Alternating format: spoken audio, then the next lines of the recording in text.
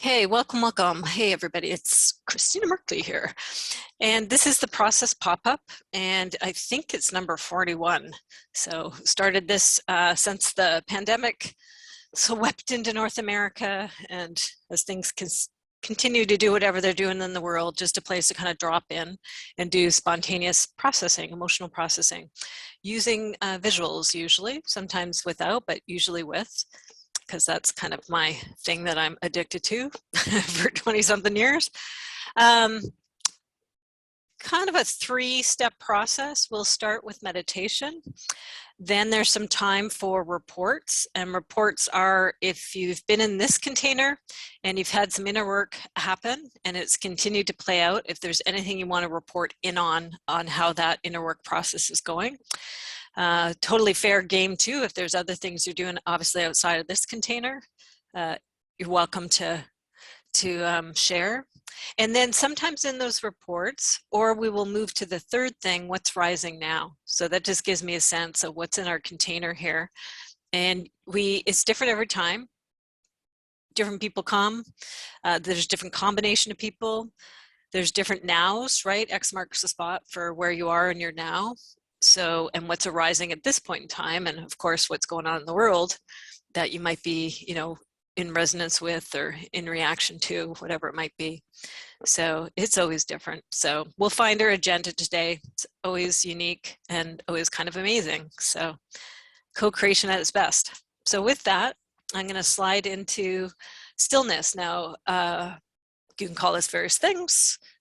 Meditation, if things are a little too intense for you, emotional wise, that meditation is too confronting or something, then do whatever works for you.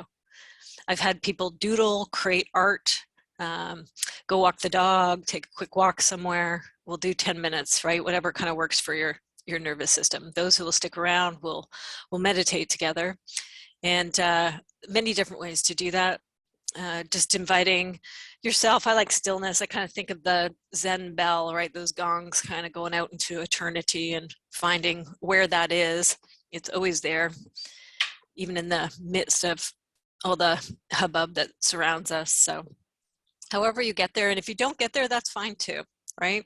So I'll meet you back here in 10 minutes. I set a timer on my end just to bring me back from stillness. Sometimes it's nice to want to stay in there forever, but must come back to run the process pop-up. Okay, I've set the 10 minutes. And I'll meet you back here. I keep my screen up. You're welcome to do whatever you care to do. And it's just a real treat because we're probably sprinkled all over the world here to come together and just hold space together and be with each other in this way. So I'll meet you back here in 10 minutes.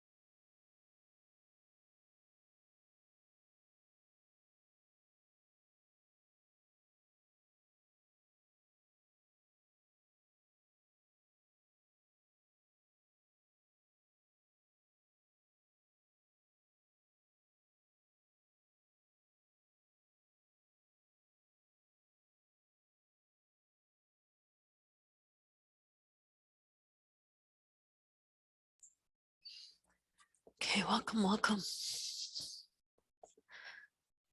find your way. Returning back to this time and place. And just kind of breathing back into our bodies and presence here. Thank you. That was always a treat. And then we'll just see if there's any reports. When we start sharing and interacting, maybe I should just state some of the norms or ground rules, so to speak. It's a oneness container, non-dual. So basically we welcome everything, as long as you're able to meet it and process with it. It's interesting times we're in. There's a lot of polarities and polarization, various things going on. So you may hear things that are different from your point of view. And if that does rattle or trigger or charge, it's actually a portal. It's an opportunity to do some of the work. And sometimes we just see really interesting things here. We'll have people on different sides of whatever issue it might be, right? Using that as an entry point, sometimes with each other, and then drilling down and finding out what's at the root of it. And that can be a really interesting exploration for that person, and usually for everybody else in the cohort as well, and just learn a lot about our fellow human beings and different people's takes on things. Also about the nervous system and what it's connected to, and how memory and history, whether it's personal or collective, play a role in all of this too. So it can be a range of topics that emerge. So left brain, kind of cognitive, doing kind of stuff.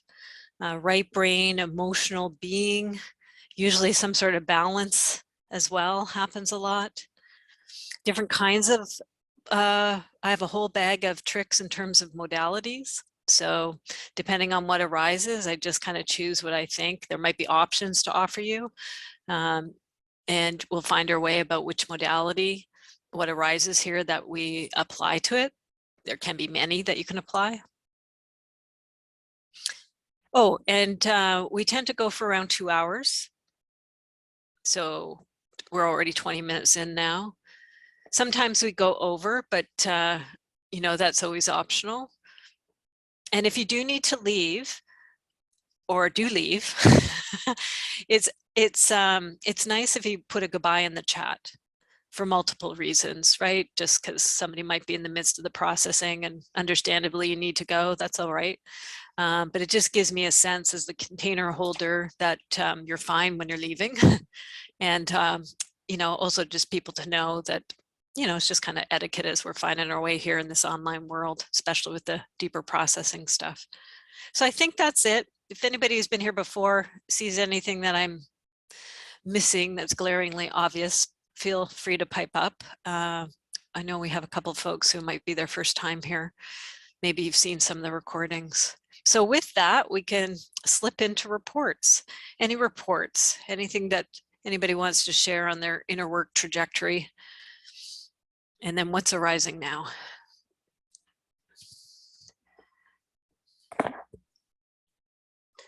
I can talk a bit. Yeah. So I had 4 months of struggle from January to pretty much actually from September into January. I'm in my second year of law school, but I've had quite a few good things happen in the last couple weeks. A big shift with my health.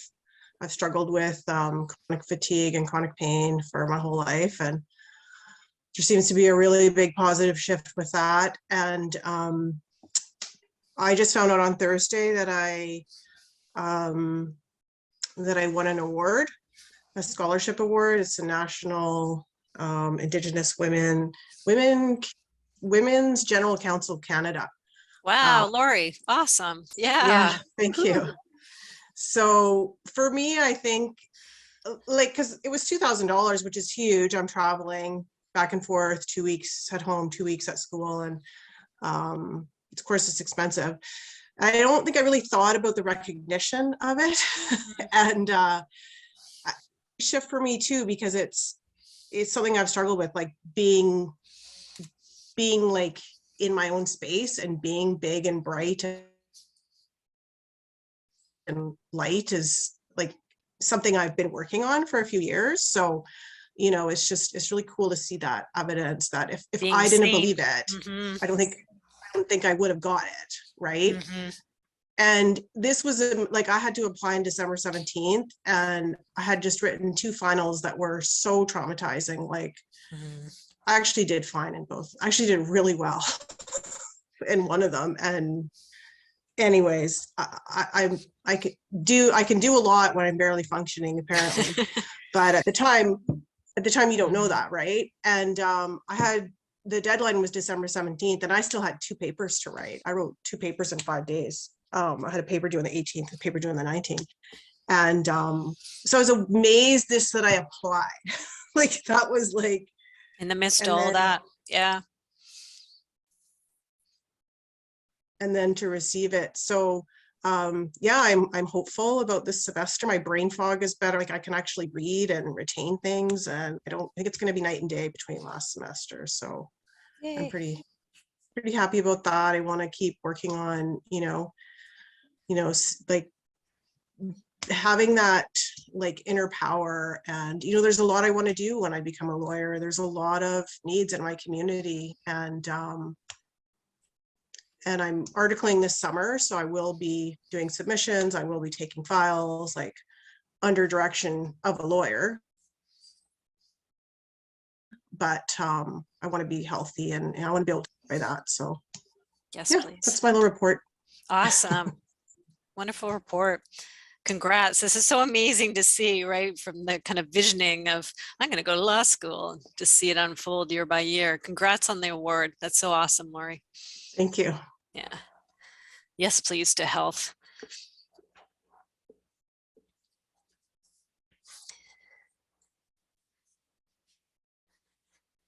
You're a hard act to follow, I think.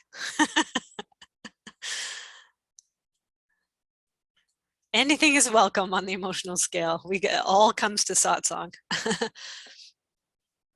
Hey, congratulations, Lori. That's really exciting. It's good to hear that you're being acknowledged and you're accomplishing things even while you're going through that struggle.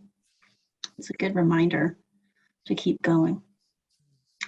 So I was in the process, or the Shift It retreat last weekend, which was amazing and big energy and lots of intense processing going on and parallel processing and stuff like that. And so much has been happening on the inner. It's really hard to report back succinctly.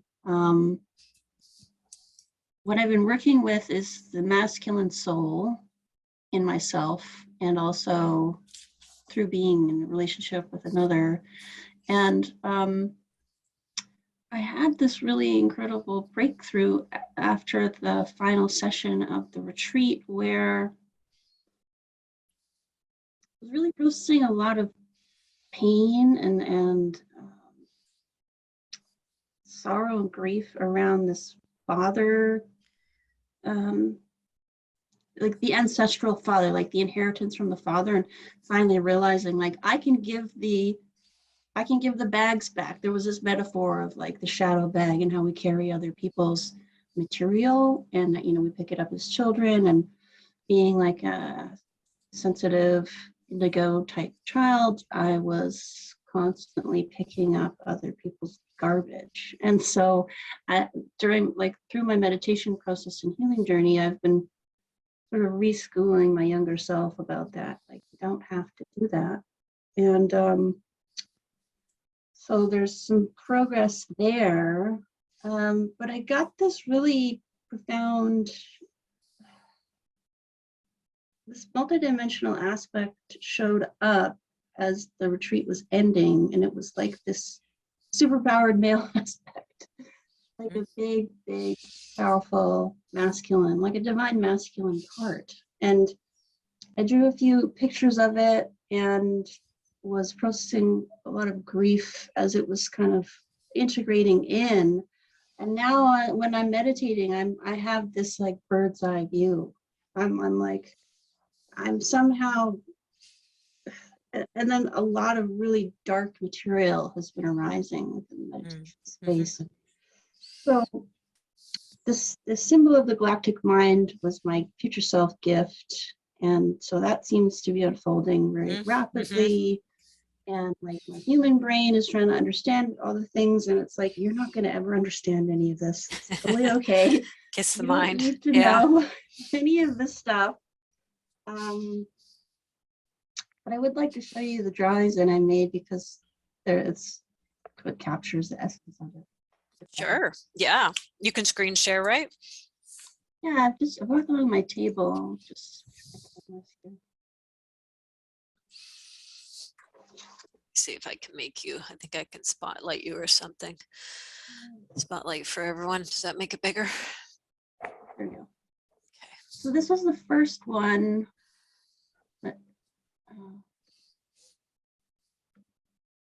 And it was like this sort of, I've been working with the polarities a lot, male, female. I have so much Libra inside me. It's just, incredible. It's like this sort of this stepping down theme of this multidimensional self. And then this was this sort of larger version. And then So powerful on the dark paper, tone paper. sorry, I didn't really set this up very well, but you kind of get the sense of it. And then there was this, again, this polarity. It's like light and dark, both and, yes, no, it's both. And the one in between, same as the other one. Yeah. And then there was this real sense that there was a lot of ancestral beings and spirits and ghosts and deceased people and a lot of junk kind of. And then as I was working on the drawing, it all kind of came together into these two figures. And this was this sort of light being that kind of was starting to show up. And then this happened. This is like almost, I still don't really quite understand it, but it's a masculine form and it just feels like it's healing my soul somehow. And so it was, I'd sketched this out months and months ago, this sort of alchemical masculine. And so I finally did that drawing of it. And You can invite him into your alpha mind and have a chat. yeah, I haven't got to that point yet. Seem to be busy doing other things. I'll take a note. Maybe that'll emerge today. Yeah. So that is my share. Thank you. Always a treat to see art. Yay. Thanks. And the integration of these polarities and big archetypes. Yay. Thanks, Jill. Let me unspotlight you. There we go.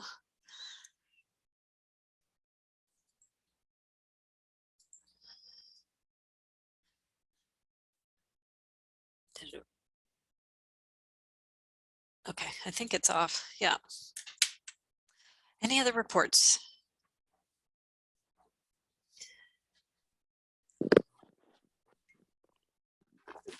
LB. I just in a place I really enjoyed hearing Laurie's report as well as just feeling I'm just spacing on your name, I'm sorry. One who just Jill, yeah.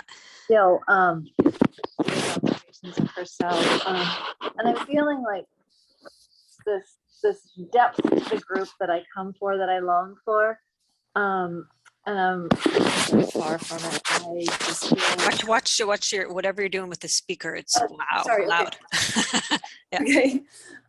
Yeah, and I feel very far from being in a place where I can't even report like what I'm working on because I feel like it's just been survival for so long, and I just fell and broke my arm on top of all really? kinds of other things, and I just feel like I just almost need to hide right now and stay away Yes, from please. everything. And so I just wanted to come, not to drag the group down, but just to like celebrate that there's like also all kinds of other really great things. And when I heard Lori say that she got that award, it's like, of course you did. Of course you did. That's just like, that's exactly right. So yeah, I'm just here to really hold space and maybe remember something that's right here.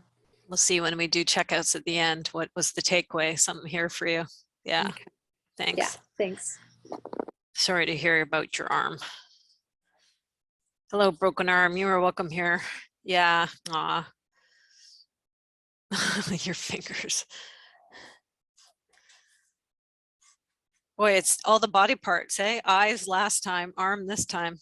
Yeah. I can do a little bit of reporting. Yeah. It's Kathryn. Yeah, I'm doing a fair amount of self-talking in the last little while because I feel like I've been through two sort of very rigorous processes that have really called myself in attention in terms of um, evidencing the worthiness of my job.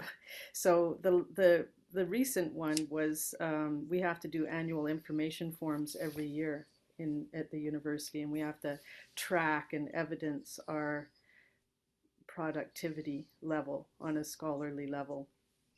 And we didn't have to do that last year, so I just finished doing 2 years of that on a system that was very buggy and very, very difficult to navigate. And it was a very hard process, and I found it very frustrating to pull out every granular detail of what I do to to prove the worthiness of my position.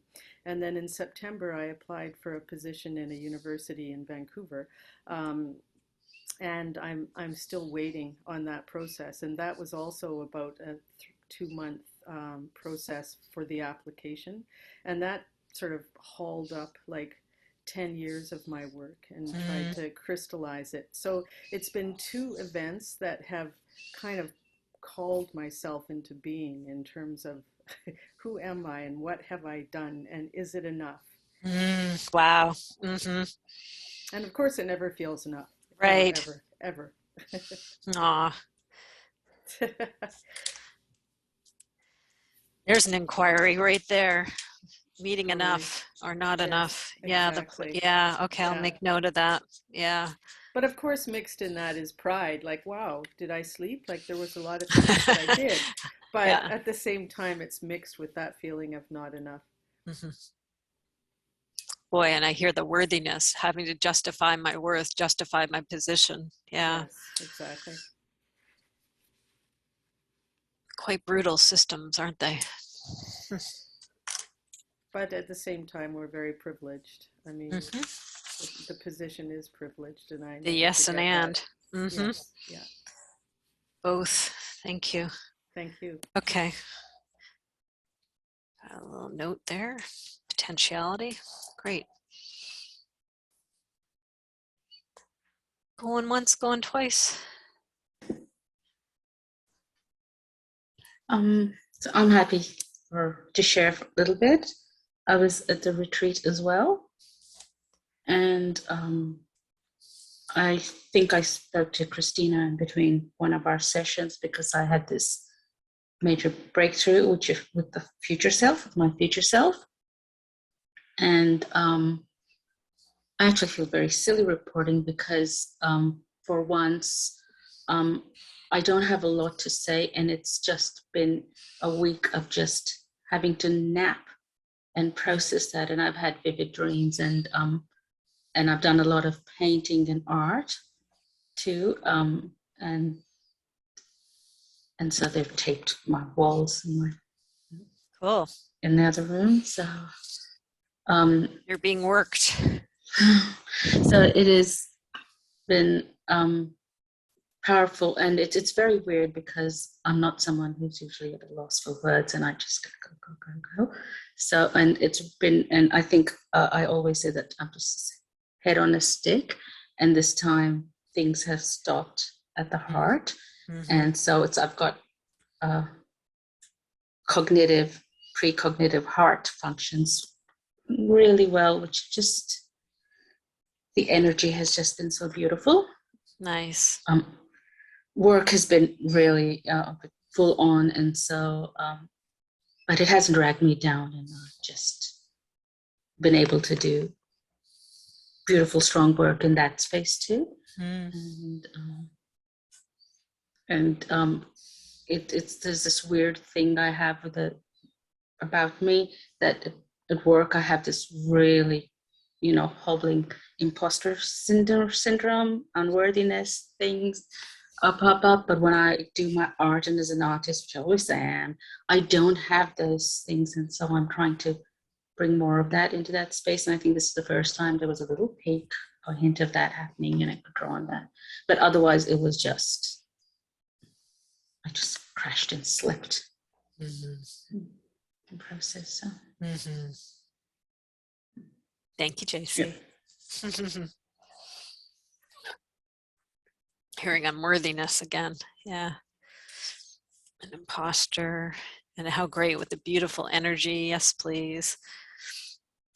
And all that right brain, heart side as opposed to just the mind and the head. Hey, processing. Yeah, it's got it. Yes, please to future self. We yes, please a lot in inquiry. So it's just become a habit for a lot of us. Yes, please, when we hear something good. No, thank you, when we hear something we don't like. Attachment and aversion.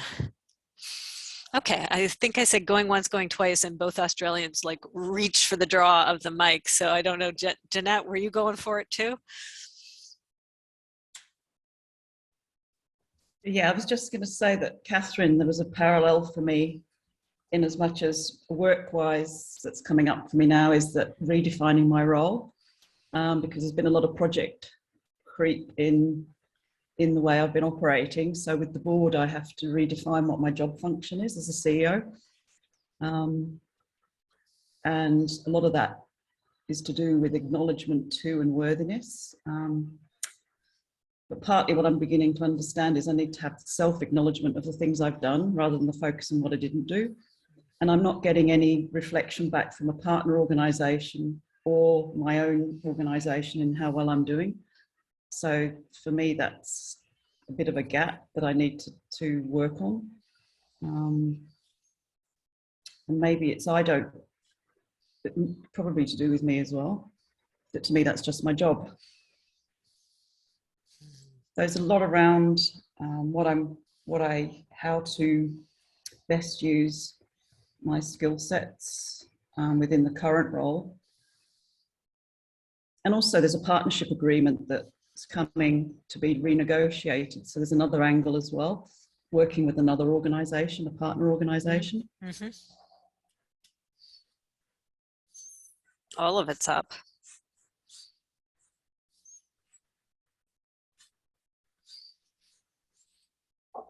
How's the feeling state? How's it settling in the body at this point in time?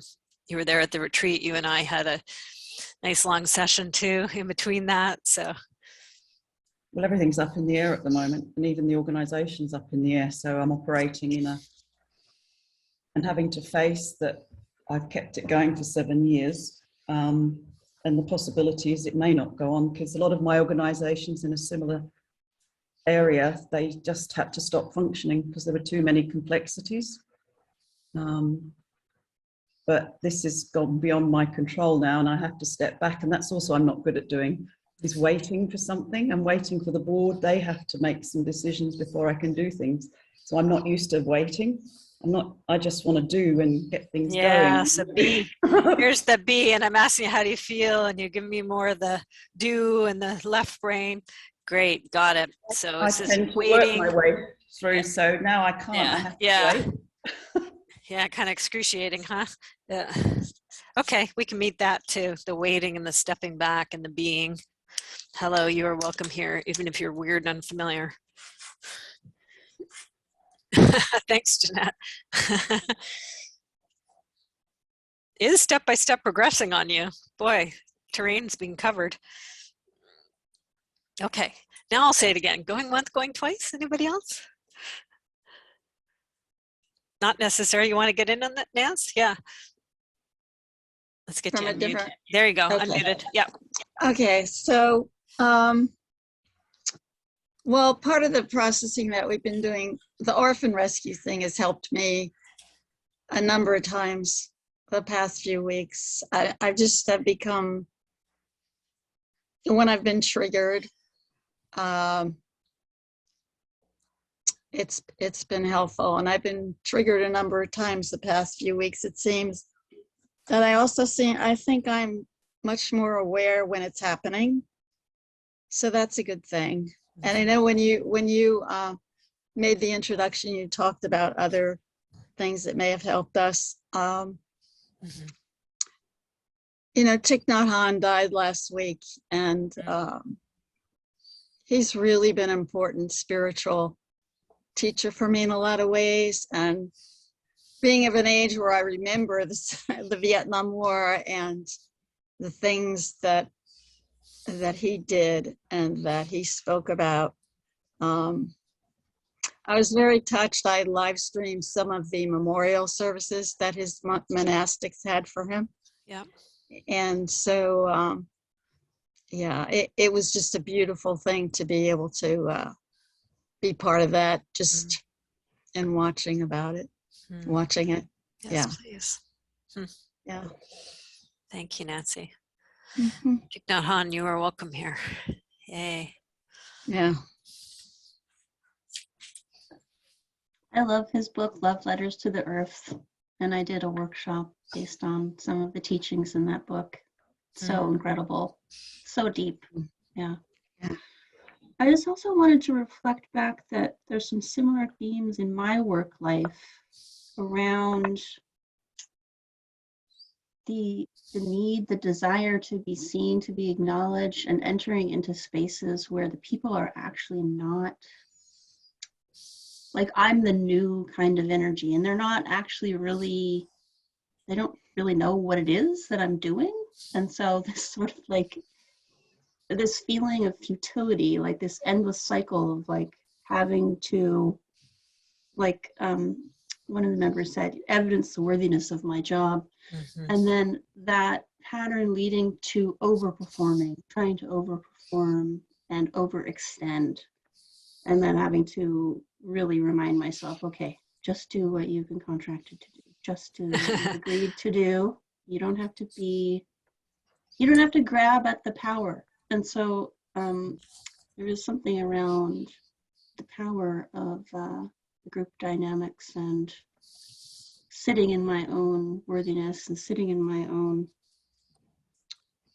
abilities and learning to self-acknowledge and to really encourage self, because in the absence of that type of supportive environment or even workplace, it's a lot of pressure to, you know, self-actualize. So yeah, but the opportunity, there are amazing opportunities showing up, like really bright, really positive, and just reminding myself, like almost making a list, like this is good, this is good, this is good, this is good, this Positive is aspects. this is good. Yeah. So yeah, the positive aspects list I'm definitely drawn to. I think I want to learn that one and do it, because it does seem like it's shifting out of a mindset of like, of a deprivation of love, of a deprivation of real community. And I know part of that is the pandemic, but part of it is also like early conditioning and belief systems and stuff. So, And the discipline of selective sifting. that's a great term. I'd love to hear more what that means. So yeah, there's nothing wrong with what is typically there and arising, but sometimes it's habitual and patterned, right? And often it's in the so-called negative. And you can meet that, but I'm hearing you say, I'm wanting to actually put more focus on what is there as opposed what isn't, right? yes. Or what I yeah. like as opposed to what I don't. So that's the selective sifter. You can think about glasses, right? Putting your glasses on and particularly looking for that. Jill's one of this in this visual coach certification. So in Catch and Release, there's the appreciations, right? And you can also do the history map. You can do a whole life map. Anybody, we can do our life maps from multiple points of view. And one of the views is you can do that selective sifter, right? So that might be something interesting for you to try, Jill, is do your life map, or anybody, from the so-called rose-colored glasses approach. Yeah. Well, one aspect seems to be a remapping of the belief systems and a remothering of Mhm. self. And also, it's interesting you said that about life maps, because that's what I actually chose to do. I chose to celebrate my younger self and learn. I was repatterning by learning to acknowledge all the things that she loved and she was good at and things that brought her joy. So that And was by the all other. means, you can use the positive aspects map. And anybody who's feeling resonance with that, we may be able to do some of that today. We'll see. I'll take a note of it. And it's a onesie. So basically, you just look for what feels good. And when there's big chunks of something, be sure to chunk it down, right? Yeah. And you can just milk, that I'm using Abraham Hicks language, you can just really milk those bigger kind of larger chunks, like bite them down. Then you can get like more yummy stuff as you kind of chunk it down and bite it down. You get on a roll with it too when you shift that energy, and that frequency starts to really build. And on my blog, if you put in on shiftitcoach.com, if you put in positive aspects map into the search, it'll pull up a blog post from several years ago, and it's got a riff on positive aspects, and then there's a map attached. Oh, great. So Awesome. if we don't get to it, just know that you can find your way there. Yeah. Yeah. Thank you. Thanks. Nancy, I just wanted to swing back. Was there anything else that you wanted to say, check-in wise, or?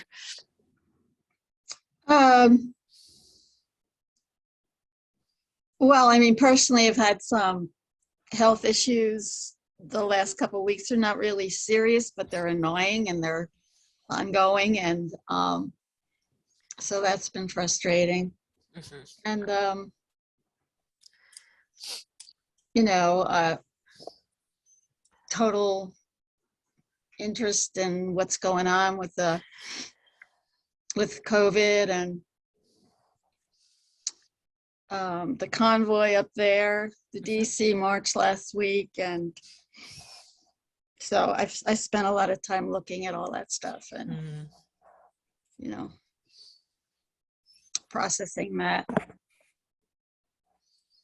with my life and my friends and on both sides of the issue, etc.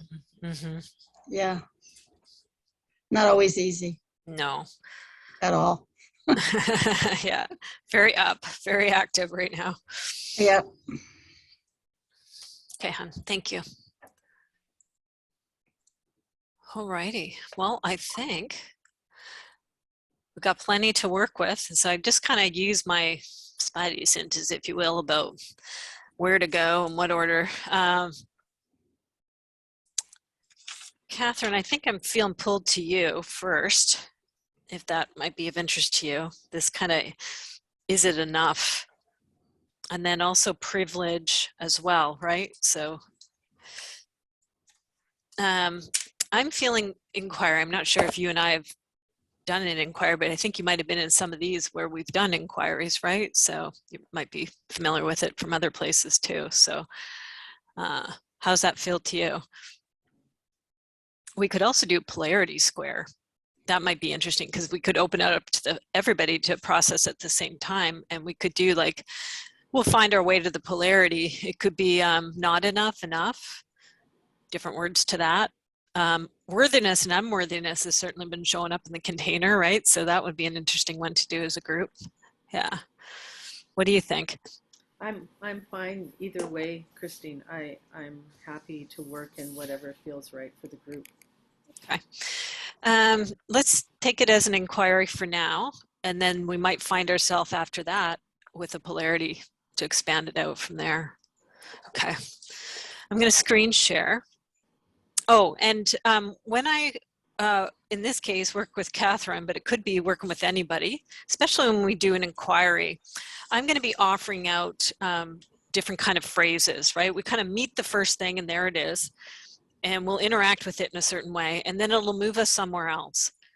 And same thing, there'll be some sort of natural interaction that'll arise, and then it'll move somewhere else. Whoever I'm working with, Kathryn will be you to start.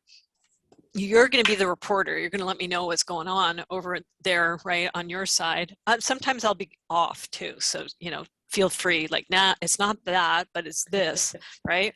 Right. That's okay. I won't take any offense at all. I kind of just take my, like, I think this is what will land.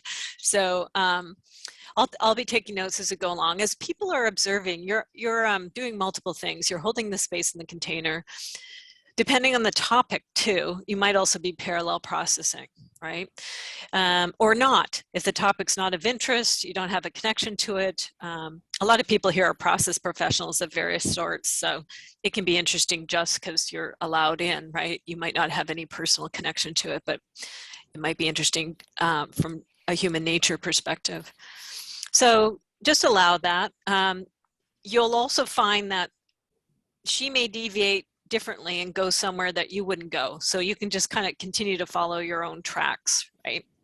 Even if whoever I'm working with goes down their own track. So, and sometimes there's piggybacking. So we'll finish with one person and that just kind of raises something else up in another. And that might be our entry point for the next thing to do. We just kind of follow the energy and it'll show us. So with that, we'll dive in. And I'm just going to bring up my drawing tablet. Sometimes I get asked, what are you using? So hardware-wise, this is a Wacom Cintiq. It's a big old one strapped to my desk. And software-wise, I use Sketchbook Pro is the program. And then I'm not going to use a template with this one. With Inquiry, I do just spontaneous emergent from a blank sheet. But other times we have templates. I have templates already built out. So, would you pick a background color, please? This is the background that your inquiry is going to be embedded in. Not sure if you can see my palette there, but what color kind of pops out for you? Sort of an ice blue, maybe. Okay. Well, I don't know if this is ice, but you tell me. That looks good.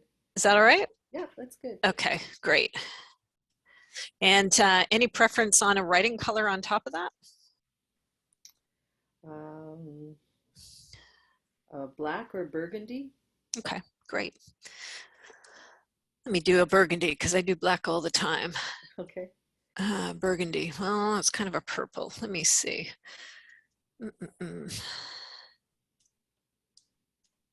Oh, I guess it would help if I took off my eye protecting glasses where I can actually see something.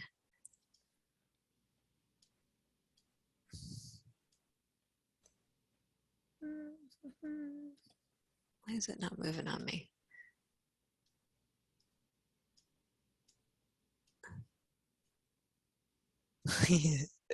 I'm just gonna go with that if that's all right with you. Kind of a purple. Perfect. Yeah, okay.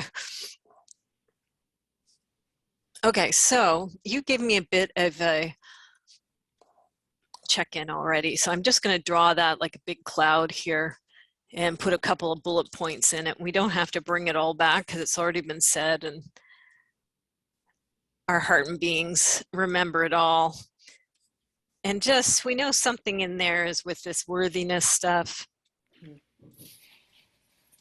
And we know there's a whole assessment thing that you've been in with multiple forms and systems and things. And so stuff's rolling around in your system. So to all that stuff, just say you are welcome here. Hello, stuff of multiple angles and degrees.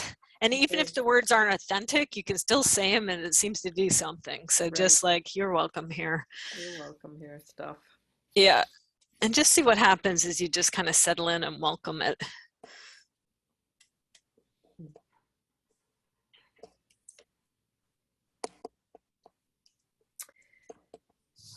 Well, I think I probably end every day feeling like I haven't done enough. And at the same time, there's a certain sense of pride that's woven through that you did the best. Okay, so day. there's your polarity right off the bat. Yeah, Right. so it's showing us, hey, I want to come to satsang because it didn't want to get lost in that Yeah. shuffle there. So haven't done enough. Yes. And then pride. And then also you opened up with I think, so that alerted me to mind. Yes. So we have to right off the bat, hello mind. You are welcome here and thank it for its love because it's always, our minds are always tracking, right? They're always scanning and checking and aware of things, and you're in academia, so you're going to have a highly developed one. So just thank it for its love. And then it's pointed this out, right? It's kind of going, psst, hey, polarity here. haven't done enough, and then pride in what I have done. Yeah. And just welcome in the polarity. Hey, you're welcome here. And there might be a mix of, I don't know, usually there's a mix of yes and no. Right. Yeah. Right. So one's an aversion and one's a attraction or attachment. Mm. So just that kind of mix of energy, just welcoming it too. You're allowed this interesting mix of energies and polarities. And there might also be, I can kind of feel like history, like there's this is personal. And so there's history connected to this, personal history. And then there's also probably some collective stuff in here, given other people related to this. Right. and the world at large, it drives us Right. as human beings and how that plays out collectively. So it's just go right ahead. Probably I should just clarify also that my position in the university is as a dancer scholar. So the body is I am a bit of an anomaly in the Faculty of Education because I'm teaching embodied ways of knowing. So I do teach dance many classes per week. So I have that side. Your body wanted to get in here too. Yes. Sorry, mea culpa Yes. body. It wasn't just mine got welcome. So now you're just like, I'm not just a head. So so that's really important. So hello. So same thing. And thank body for its love. And the body has a brain too. Yes. Right? Yes. Yeah. Yes, absolutely. Yeah. And it anchors a lot of that self-doubt in terms of productivity. Okay, so that's interesting. So anchors, now here's another one. So there's self-doubt and productivity. So there's another flip on this, right? Right. So the next polarity and the nuance of what you're just brought here, self-doubt and productivity, that was the word. Yes. Now we're going to welcome this. Consciousness is working through the form of you, and we've met these things, so now it like boom boom goes to the next thing, points this out. Hey, this is about self-doubt and productivity. Hello. Right. And just meet that, welcome. And there's probably with this one too a yes and a no in various places. Yeah. And also just I think it's Jill was talking about overachieving, and if we go back in the history of my position at the university, I was definitely racing to do more than above. To make a mark, to shine, and I feel that my relationship to the work has tempered quite a bit over time. And I don't know if that's because I've become institutionalized or if it's because I understand my thresholds, maybe both, Well, here's another one. So here's, kind of this grounding and shining or efforting and all that kind of motivation. So just welcome that. It's pointing that out too, that with all this, and I think it was kind of a historical thing, right? You kind of started out that way. And there's kind of now a yeah, but, or a wisdom or something. Right. So just welcoming all that and see what happens as you invite it and see it. Yeah, I think that in terms of like the self-talk that I'm trying to do these days is trying to acknowledge that I have choice, and I've made these choices to do what I do. And even though my body hurts every day with dance, it has been my choice, and it's my privilege and my honor. And the same in the university, it's been my choice to be in that institution. And again, that's my honor. So kind of suck it up is. Okay. So out of all these nice words comes suck it up. Yeah. Okay. So hello choice, you're welcome here. Hello privilege and honor. And then this, suck it up. So somebody just arrived on the scene. Yeah, so that's the part that says it's not all about you, Kathryn. It's, this system that pulls you down is a system that is for all the faculty in the university, and it's not only you that hurts in the body after teaching 15 dance classes in a week. It's Wow. anyone who chose that profession. Or so there's a humility or a humbling that comes with that self-talk, as well as kind of acknowledging. Okay, let's get humility. So out of all this emerges humility. Oh, hello, humility. You're welcome here.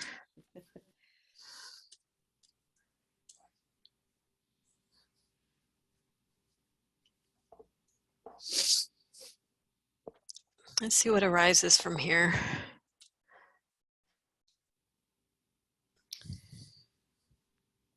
I guess there is, in both being an artist and a scholar, that there's a lot of ambition and a lot of, there's constantly a steep trajectory of achieving and being acknowledged and achieving more. So in the end, when I do these reports, I actually am able to look down that trajectory and go, you did that, and you got that, and you achieved that.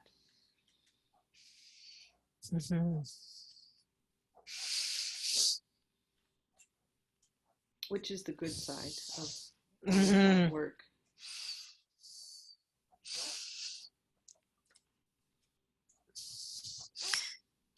And how about the other side? Yeah, but how come then when I look back at all of that, I still, go to bed every night feeling like I haven't done enough?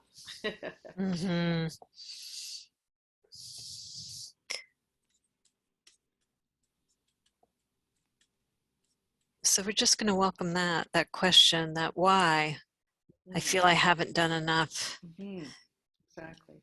Just kind of meeting it and just kissing the mind for a sec, because the mind's probably done its due diligence and trying to figure that out from that kind of mind way, right? So just, oh, hello, that feeling of not enough or haven't done enough. Right. And the, sensations and stuff, tensions, whatever that might come with that. Just take a moment to just really, I always feel these things as they show up and they have bigness, right? Weight to them or bigness. I kind of always see like monoliths for some reason myself. It might be different on your end, but instead of running away from it or thinking about it or anything, just come up and be with it. And just see what happens as you come into its presence or circumference. You might, this is a different way, you might want to give it some sort of offering, because sometimes these things soften up when we give them respect, right? So just see whatever your symbol of respect would be. What does it feel natural to offer to it? Yeah, I think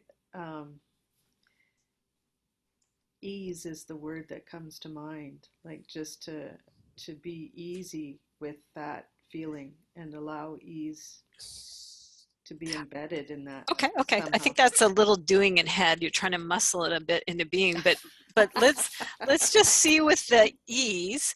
That's an interesting thing to lay at productivity, I guess, feet, right? Why I haven't felt I've done enough in this whole whatever it is that's evaluating. So just try giving it the gift of ease and see what happens. Offer it, like kind of laying it out at the altar at its feet, sort of thing. Right. I don't know how it's going to respond, but it'll be interesting to see. Does it pick it up? Does it sniff at it? Does it kick it? What does it do? It probably kicks it. You're probably right. Yeah, I don't know. I mean, well, don't know. So the mind doesn't know, but just be there and just see. Just be there and then offer that ease and see what happens as you offer that ease. Well, I know that, what always will happen to me is that I'll go back to my body and I'll Okay, try that, because you keep going back to the mind, actually, because you keep going, Yeah. I know. So that's excellent that you have the body. So do the body, dance it, right? Yeah. Dance the ease over there and see what Right. happens. Yeah. So probably, probably I would embrace it with my heart and my lungs, and I would um, allow the heat of that to help So accept it. let the heart and the lungs have popped up here. Mm-hmm. So let them do it. Let them embody that. Mm-hmm. So just turn it over to heart and lungs Mm-hmm. and see what they show you. They know how to do it. Mm-hmm. Yeah. Yeah, and there's a fullness there. Ooh, yes, please. There's a fullness and a rigor with the heart and the lungs in whatever I do, whether it's my master's swimming or my spinning or my dancing, or there's a kind of an endless kind of threshold there where I keep expanding with my possibilities with my body. I see. So has this achieve more in the whole, when is it enough or having enough? So now the heart and the lungs here are tapping into fullness and rigor and an endless threshold and expanding. I thought it was going to go the other way, but no, it's actually into doing some more. Yeah. But with a different nature here, with this ease. Yes. I think when I say ease, I mean sort of the easiness of my sense of self. Oh, that's nice. So not necessarily easiness in activity or energy, more just an easiness in who I am. So we're just going to invite this. Something just landed here, this easiness of sense of self. And up till now, it's occupied a certain place in your body, in your field, in your mind. And we're just going to do a little psst to it and say, hey there, easiness of sense of self. Would you like to stretch and take up a bit more room? Because this other part's probably a little tired. Yeah. Looking back and how you've done it all the way up to here, and just deep bows of appreciation for how it has, right? But now there's new longing here on the scene saying, hey, easiness, sense of self, that would be nice. Yeah, that would be nice. So as you make that invitation for it to stretch out, easiness, sense of self within me, you're welcome to take up more room. Does it? It'll know how it wants to. It might go up, it might go down, it might go out, right, or something else. Just see as you invite it to take up more space. That's allowed. You're welcome here. Yeah. There might be yeah buts or complaints or something. If so, let me know. But if it's just unfolding and getting bigger, great. Yeah. Yeah, that's a great image to think about and to sort of dwell in. So let's make it more than an image, and thinking about an image, let's actually embody it. So get on in there and find where easiness of sense of self resides in your body. Where is it? Definitely in my upper body. Okay, so that heart and lung region really holds it. So just in that heart and lung and that upper, you're just, hey, you want to get bigger? Take up. And invite it to get actually beyond. Sometimes it forgets that it's more than human. So sometimes the rib cage and the skeletal and all that kind of stuff, just remind it, hey, you can actually go beyond the body too if you'd like. Right. That might be, oh yeah, formlessness, not just form. Yes, yeah. Good, big breath, yeah. Yeah, nice. Okay, so just inviting that to get bigger, and it really can stretch out even, past your sense of body, which is so well developed, and it can go even beyond that into your subtle energy body. Woo!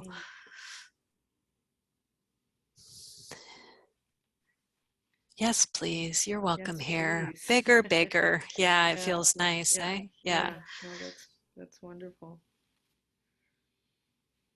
Okay, maybe we'll just leave it there unless it has something else that wants to shoot over to you. That's beautiful. The the color that you chose and the shape of your palette is exactly one wall in my office that I had to pay a lot of money to have painted. And it was exactly for this, for putting up paper and or just being Oh, a yes. wall of blue, one or the other. So it's amazing you chose exactly the same color, and there's a lot of information there that's really important for me to pay attention to. So thank you. You're very welcome. One final thing, I've got some space up top here to put a title onto this inquiry. So you can ask the mind, the body, the expanded easiness, sense of self.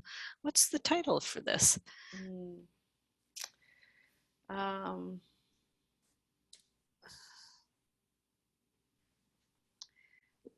Well, I think that there's expansion of self or sense of self. Nice. Yeah.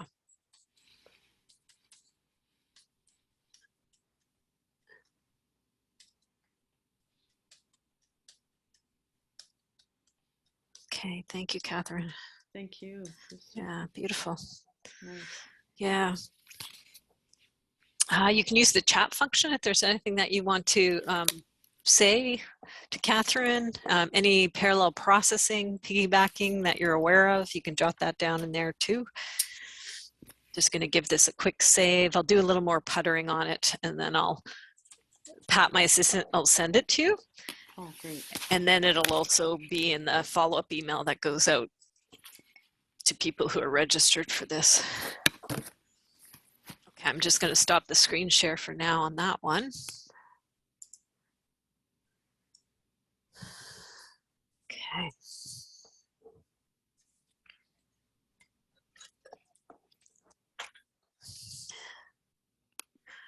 JC, you had some stuff about unworthiness, so Jill must have got bopped out. Let me get her back in here. How do you feel about following up that inquiry with one of your own?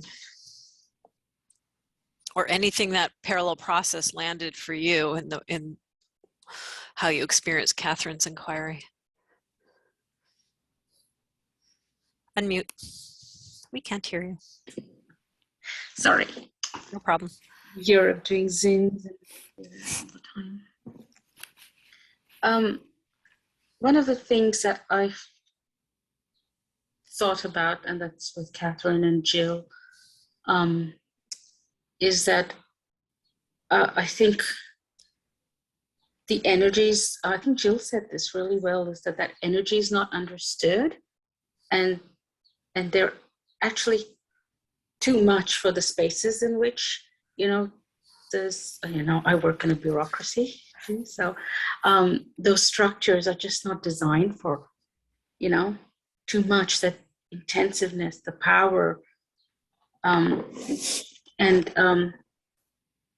the work that we do. And one of the things that I was thinking, sorry, I'm rambling a bit here, but I did some processing, and I also have to do, silly reports and stuff like that all the time.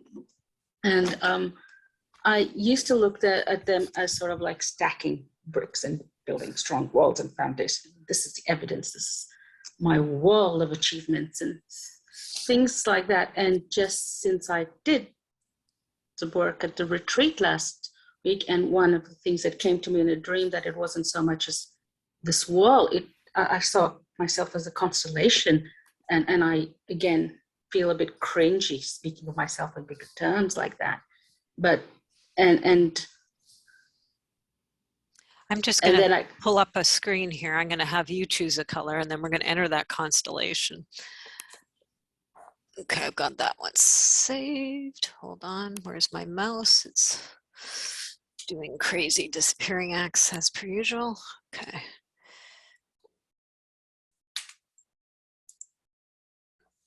Background color you would like? Oh, something peachy. Peachy, okay. Let's see if I can find some peach. That is such an odd color for me to choose.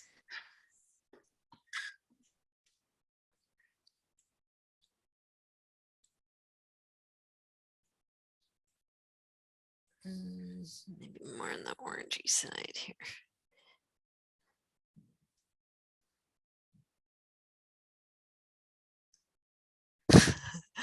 Yeah, that looks. Is that all right? Yeah, That we'll looks. see. We'll see. Yeah. Maybe more fleshy than peachy, but hey. Any color on top? Oh, we'll go with the blue, Sure. please. Yeah. And I don't know constellation, but let me just kind of do. Yep, that's a constellation. Okay. And so constellation, you are welcome here.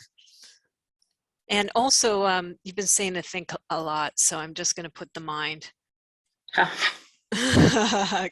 We know that's one that you've been working constellation-wise, or constellation inquiry-wise. Yeah, and thank it for its love, and you're welcome here and tracking and operating. But there's this other thing. There's this constellation thing, whatever the heck that means. It's starting to show up on the scene. So hello, constellation. You are welcome. And so I was thinking when Kathryn was talking that constellations don't sort of belong in the spaces where I work. There's not room for constellations. There's room for the solid brick walls of evidence and achievements. And okay, so out of there went a bit of a protest, which is like, oh, well, that's all nice and fine, but they don't belong in work. I spend a lot of time in work. So just welcome this kind of aversion or this confusion or this yeah, but about where the heck does this belong or it can't belong here. And this is also, you mentioned bureaucracy and, forms and rules and all that stuff you have to operate within. And then you have this amazing constellation stuff popping up and it's like, huh? You don't belong in that. And what's the feeling of that? Is that for me, if it was my dream, it'd be some sort of frustration. What is it for you? yeah, it is. It drags me down. It is. Okay, there we go. Drags me down. Just agree, no thanks. We don't like that.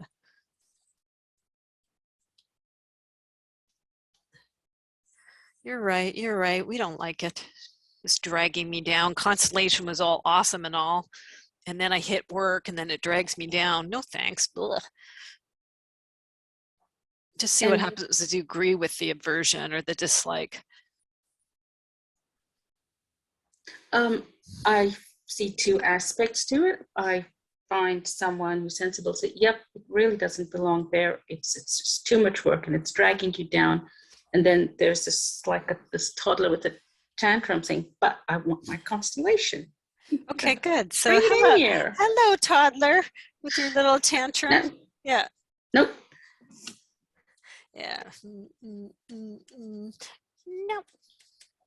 So there's yes, that kind of mature or rational kind of observation, like that's okay, that doesn't belong here. And then there's this big no. There's an authentic kind of toddler no here. And just welcome that. And even invite it to get bigger. Have some fun with it. Let it stomp. Like toddlers are good at. It is stomping and let it get bigger. Maybe it grows up into a toddler, into a teenager. And well, I don't know, the teenager says, well, I'm going to tattoo the constellations on my arms and I'm going to bring it in. It's on me. It's bringing it in with me. Yes, please. Okay. Bringing in on me, tattooing it on your arm. Excellent. Okay. So it's visible. Visibility, you are welcome here. See what happens is you welcome visibility. If that's comfortable, uncomfortable, a mix. It's a mix. So there's a yes and a no. So let's say Yes, please. You're welcome here. The part that likes it. Oh, the part that likes it is so excited. It's like, Mm, oh, you know, okay. I can throw out a star. Here's a planet for you, workplace. Just shift a bit in how you think outside of those rigid structures. Work in spaciousness, and Ooh, ooh. Mm-hmm. we can still achieve, but there's a bit of which again says that's a lot of work. Okay, something kicked in. So is that no? The no is like lots of work. And is there anything else in that no? It's And not that's excited. It's what?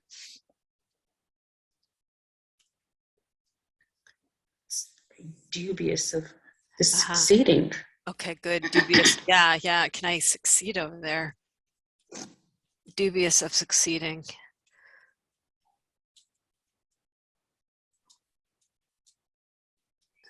So this kind of polarity here around this visibility, there's a push and a pull, a yes and a no. And the dubious part is genuinely questioning if it's a lack of skill or fluency in being able to explain how this might work, show them what, you know, a form of what success is for the teams, for the agency. So is there?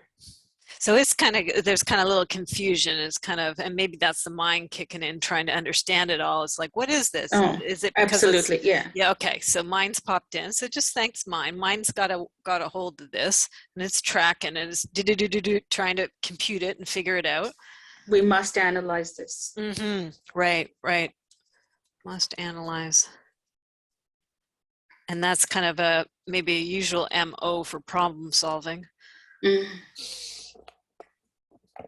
So kiss the mind, and the mind has a heart. So go to that heart in that mind or elsewhere in your body. Just invite it in.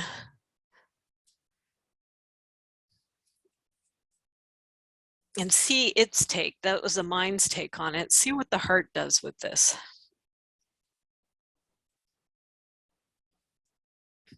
The heart says that since it's coming from inside and it's tattooed and it's part of me, my DNA, then I don't need the skills and I don't need the evidence or the demonstration. I'm just there, being, being the constellation, just doing stuff that magical constellations do. They expand. Just there, just being, just expanding. And so just invite it. Hey, you can get bigger. You're doing great with expansion. Want to get even bigger? Want to expand even more? And the mind says, I can't even make sense of this. Yeah. So kiss the mind. You're right. You're right. Can't make sense of it in your way. You're right.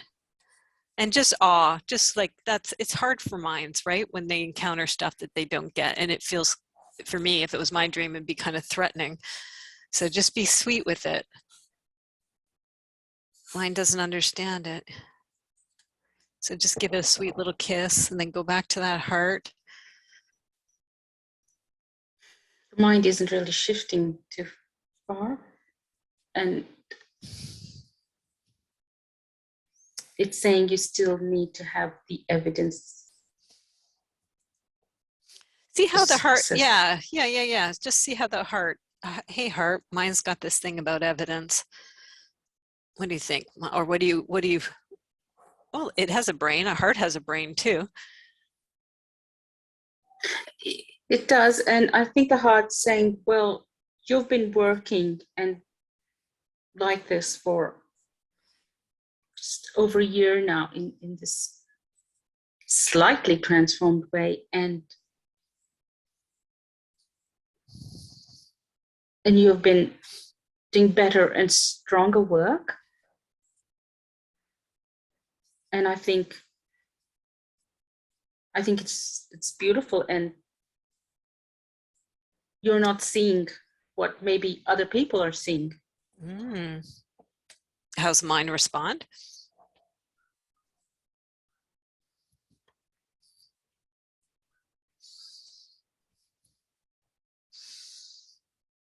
I think that's not fair. Mm. How's the heart respond?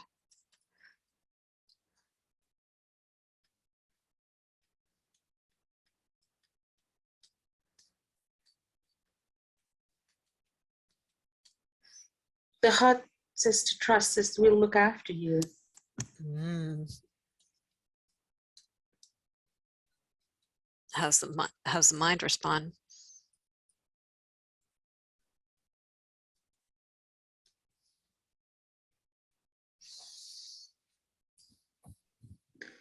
Maybe what Mhm. we did this last week.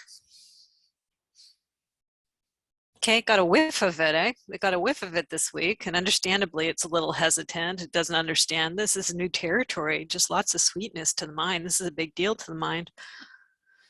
And that heart just being, it's okay, you can trust, we'll look after you, it's safe, it's safe.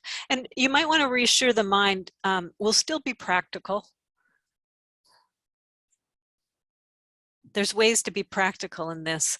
The mind's probably is scared, that you're going to be like impractical and Yes, dangerous mind is to worried yourself. about, reckless. Yeah.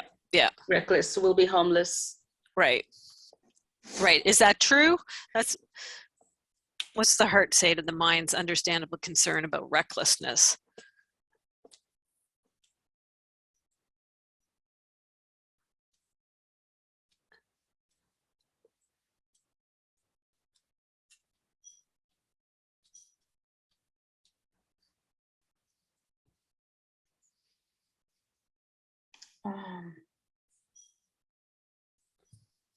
Or anything it wants to do or be. It doesn't, whatever is its pleasure. I didn't want to lead it by my words. The mind is worried about that. That. Mm-hmm.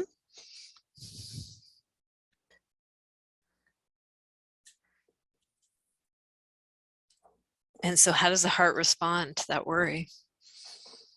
That understandable worry, it's fair enough from the mind.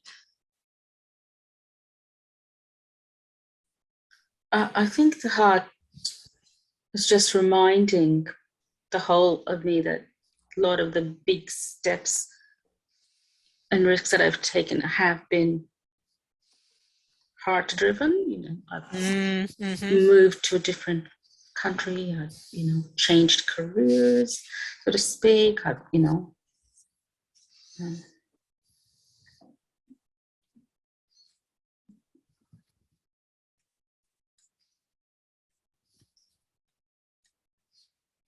So you have done other ones. And they've been heart driven. And I'm very grounded and powerful as an artist, and bring that back in. And all those ones have made me stronger and have not, led to us, being in any sort of distress. It's only made everything about me and the family that I care for just more secure. And I'm way more happier.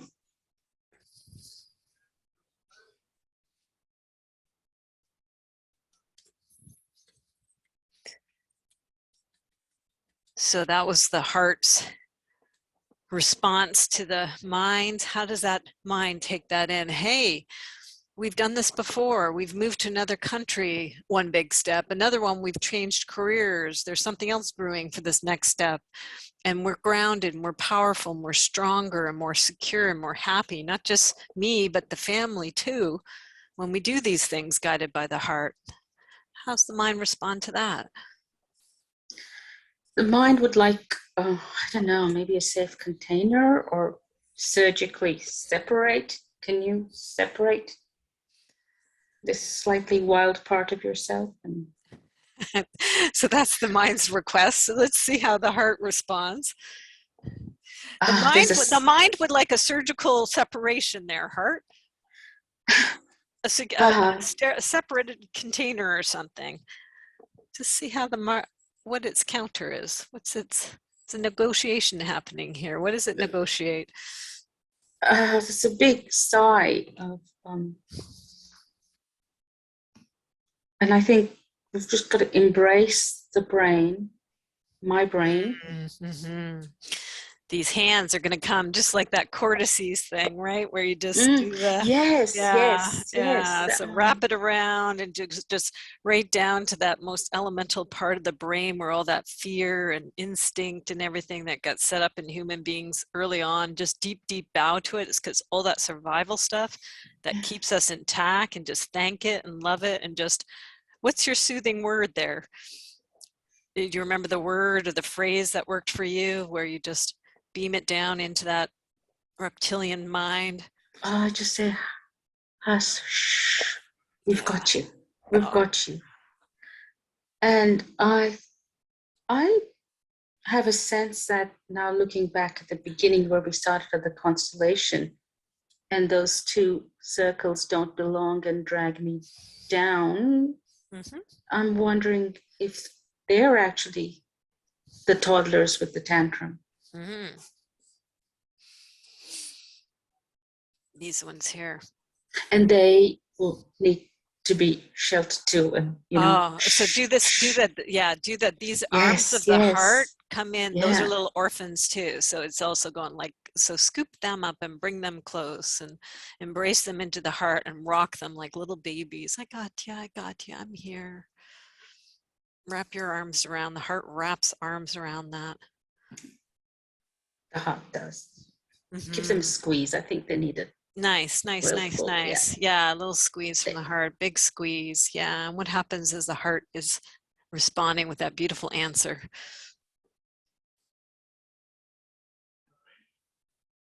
These various orphans within in the mind that's understandably a little rattled by the idea of big steps, doing things outside of the usual things maybe that the bureaucracy won't understand. I think the mind's unsure, but I don't think the mind's asking for a separation anymore, but maybe something like a pact or there's some a nice way idea to be acknowledged. Yes. That you will acknowledge. Yes, please. See how the heart responds. So there's a counter from the mind. Hey, how about a pact? I don't need surgical separation anymore, but always, a pact would be nice. Heart says always Yes, included. Please. We are inclusive. Always The heart. Inclusive. Yes, please. Always included.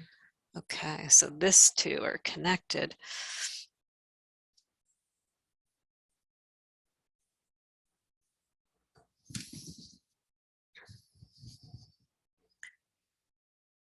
I'm getting a little bit tired.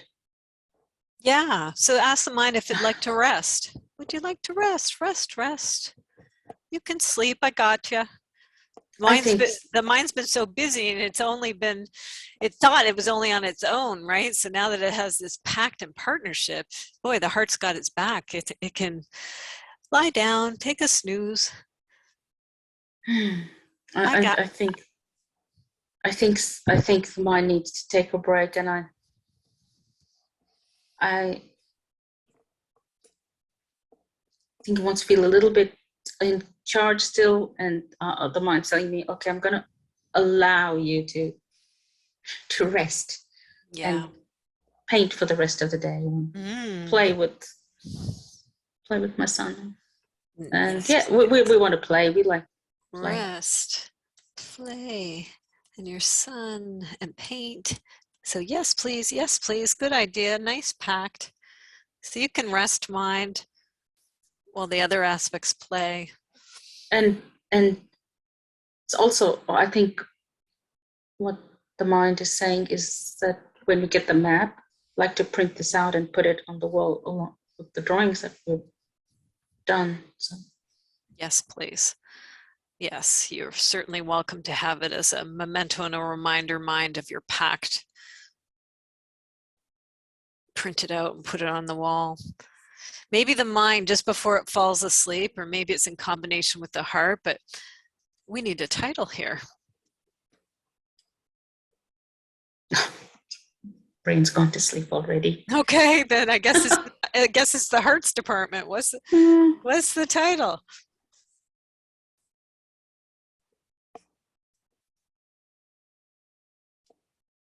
The heart would still like to call it constellation, because every bit of this is expansive.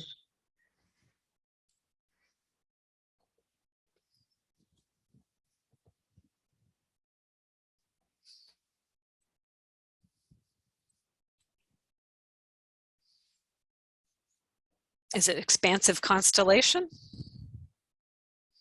Or just constellation? I'd like something with expansive in there. The heart wants to see. It's a loving constellation.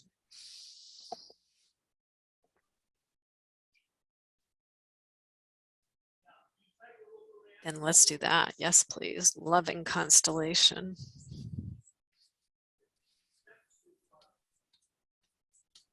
Oh, I think the mind's happy with that. Good. Would have preferred genius constellation from the heart, but we can make that change. Would you like it? No, we want loving. Okay. That's the pact.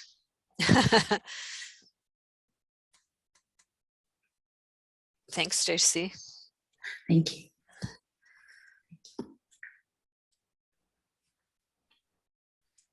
The pact. Love it.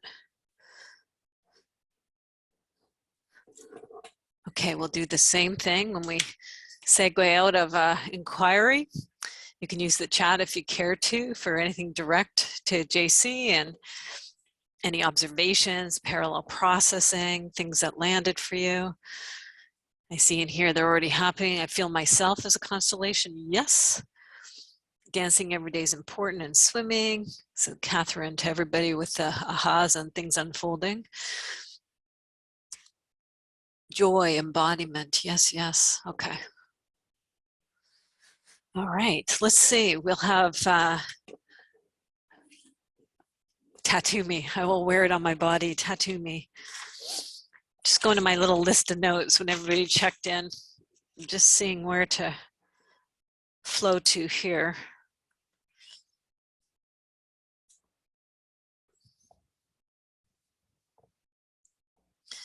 I feel Jeanette there with the waiting and the being. So a lot of this has been kind of being oriented. So curious if anything's landed for you, and that might be our P back. And I'm aware of Jill and your green man there and alpha mind. So where should we go next?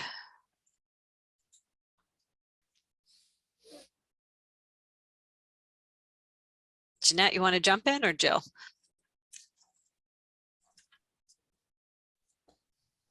I'll go. Alrighty. The green man alpha mind. Yes. Yeah. Okay, so I'm not going to do notes on this because I'll go a bit quicker. And Alpha Mind is in my Practical Energy Work Kit, and it's in Satsang. What we're doing right now, there's a program of mine called Visual Satsang, which you're with the same group of people, small group of people, around 10, 12 people, and it goes for 16 weeks. There's one that's wrapping up and another one's about to begin March 5th. So, and also in my visual coach certification, I get into this thing called Alpha Mind, which Jill's in. So you've already got an Alpha Mind set up. So you'll get a sense of it.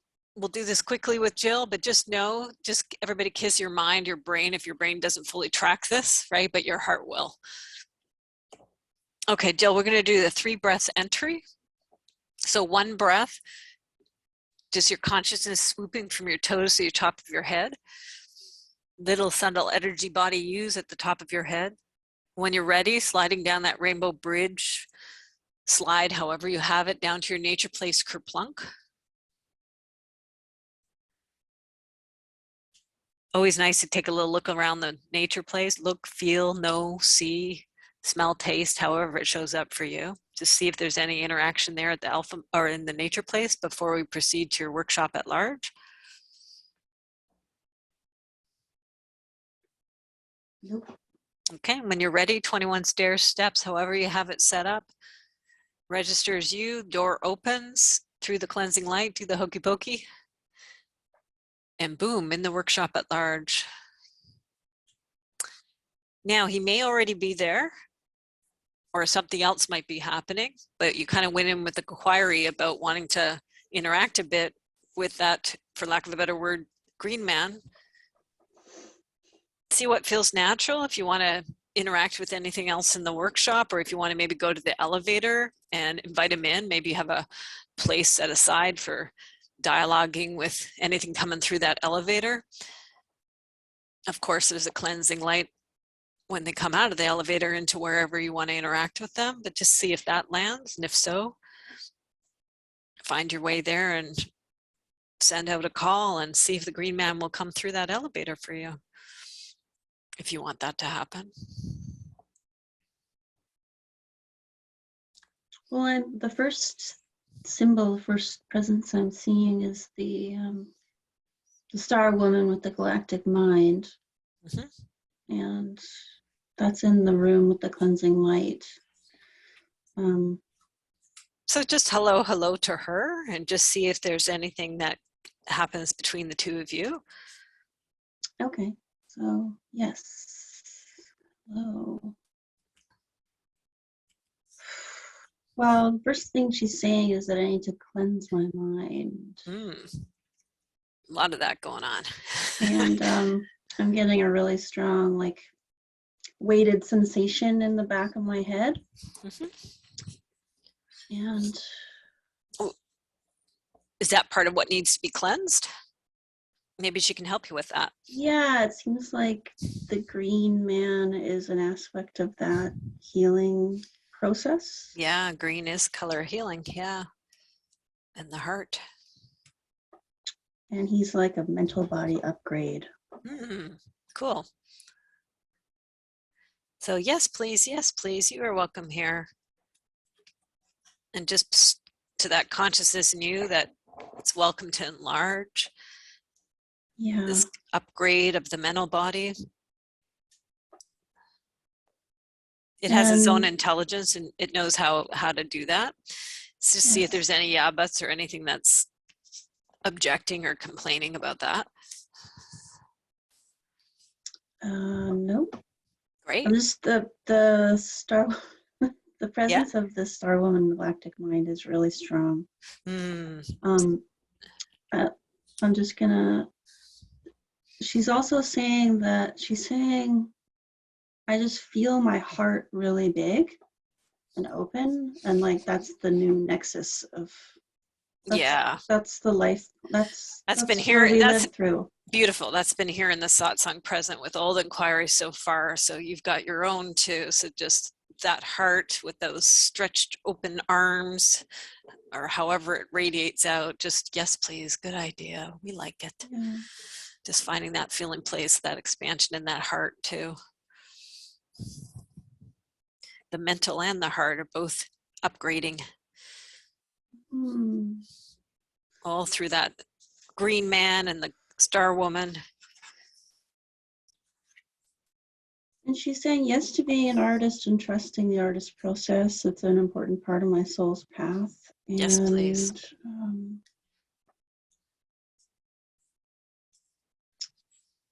Doing creative process with others is a new leading edge for my work, and to commit to doing it as a job, doing workshops, learning from you, learning how to do this kind of creative artistic process with others. Yes, yes, yes, yes. Just inviting that to stretch out and expand. And allowing this artist's soul to ground and this green man to heal the mind and to let go of all the fear and the complacency and the sorrow and the yeah buts and the Mm-hmm. Yes, please. disruptions and all of the, Mm-hmm. the Mm-hmm. garbage. Letting all that garbage just drop away, Mhm. and this other stuff expanding beyond it. Old story, new story. And I can choose to live fully Yes, as I please. expand into this bigger version Yes, please. Yes, of please. myself. And I feel this intense pressure in the back of my head. Just go there. So that might be but or it just might be calibration. Like, ooh, this feels weird as this bigger energy comes in, takes a little bit to adjust. Mhm. So just see what's going on there. And you have two allies here. You've got the Star Woman and the Green Man with this pressure in the head. Just see if they offer anything or suggest anything.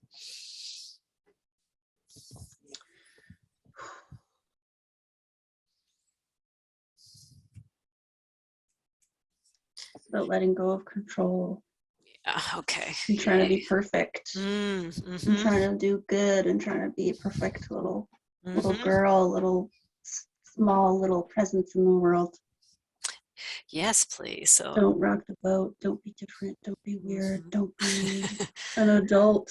Don't be a fully conscious being. It's too dangerous. Too scary. It's too much responsibility. It's too much to process. Too much to do.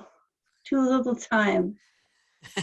so a lot Not in there. enough space. Like, there's Yeah, all yeah, that. yeah. Yeah. All in there. Yeah. And what are they helping? Just let that go or extracting that? What's Oh, happening? it's just like a mangled little knot of Yeah. like ecstatic bliss that wants to like just Ooh. untangle. Like, So just say the hello ecstatic bliss and hello untangled. You are welcome here. hello ecstatic bliss, hello untangled. You're welcome. Oh, so overwhelming. So like, yeah, it's big. big. Yeah, it's big. Yeah. So just breathing in and just a deep bow of, I don't know, humility or honoring and respect, and call in your allies and help. You don't have to do it all on your own. Yeah. And inviting her, because it's got a lot of little girl stuff, just taking her by the hand, come here, you're safe. Yes. And then, you with your now conscious adult woman, just really holding her and you standing up, and maybe you can even feel that future self and that galactic self and the green man and your other guides and allies. Tucking those orphans safe, they're within you. Maybe even bringing them into their particular safe places in alpha mind, right? Get them tucked safely away. They're safe. They can go do kid stuff. Yes. Well, the little girl needs me to show up for her. And she wants to play and be filled with light and shine and be safe. Yes, so please. Yeah. It's like I need to parent her. And yes. protect her well. Yes. So, and there's the masculine and female forms of that. The guides are there kind of modeling and sharing their,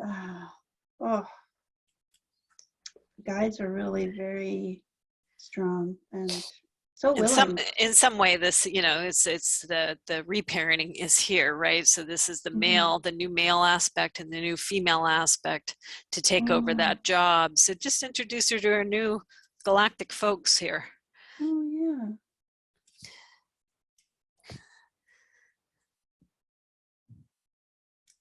She's a little bit afraid because it's so big. What do they say? Introduce her to them? Oh, just they can introduce themselves to her. What do they say, and how do they handle that? Oh, it's so big that she's a bit concerned about. What do they say to her, or do, or be, or whatever it is? Well, the big galactic mind star woman, she's like, I'm your galactic mom. I'm your galactic mom. That's what she's saying. And the green man is It's like, I'm your galactic dad. Yeah, it's upper level. Mm-hmm. It's like a higher version Galactic of parents. the guides. Yeah. Mm-hmm. Wow. That's Cool. really And what did they say to her? She's like, "Ooh, this is so big." She's like, I'm free to be myself now. I can be Yeah. creative and playful and ingenious and super smart and really attuned to my mom. And There's really, the genius again. Yes, please. yeah, love my mom. Love my Mm-hmm. mom self. Love my galactic mom. She's great. Two-way love. Yes, please. Yeah. And they know how to keep you safe. Yeah, this isn't the old mom. This is the new mom. This is a new version of So mom. just it'll take some time to unfold here. You'll see this new way of being. Come to trust it. It's okay if you don't trust it right away. That, like anything, should be earned, right? Trust is earned. Yeah. Any ground rules? Anything needs to be set up? Well, it seems like there needs to be some like communication between these alpha mind guides and these new galactic parents, because they're new. So it's almost like the guys are like, who are these guys? Okay, great. Who are these guys? Right. So introduce the alpha mind guides to the galactic mom and dad too. Okay.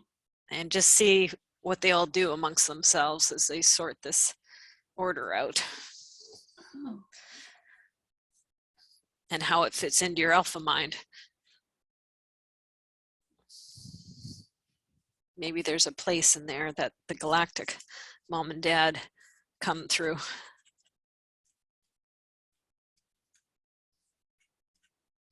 It just feels like they're upgrading those guides somehow. Great.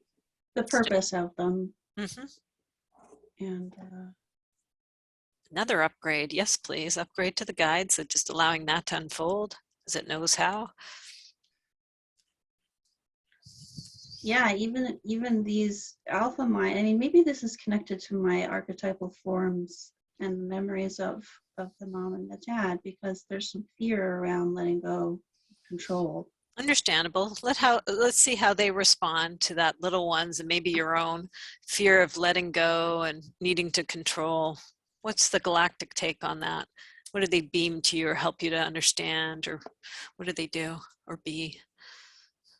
The galactic fan was like, it's fun to be with us. It's easy. It's expanded. It's not so hard. It's going to be so much easier now if you just let go and trust that this is good and this is okay, and this is a natural part of your evolutionary journey, and it's going to be good. It's going to be. And how does she or you respond to that soothing?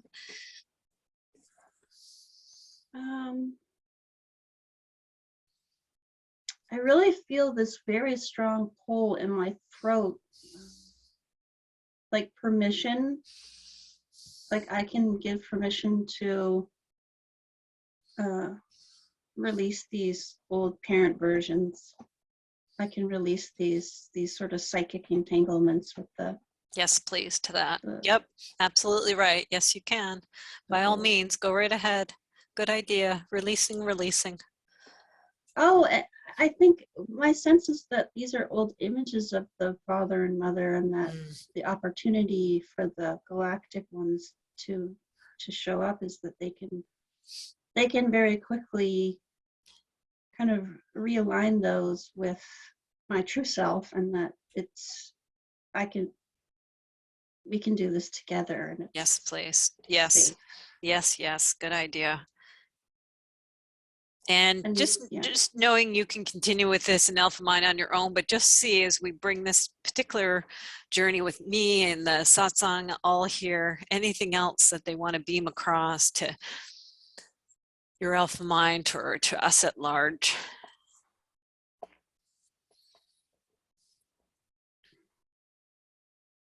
they're just so thankful for you. That's nice. Right back. They so appreciate you. Deep appreciation back.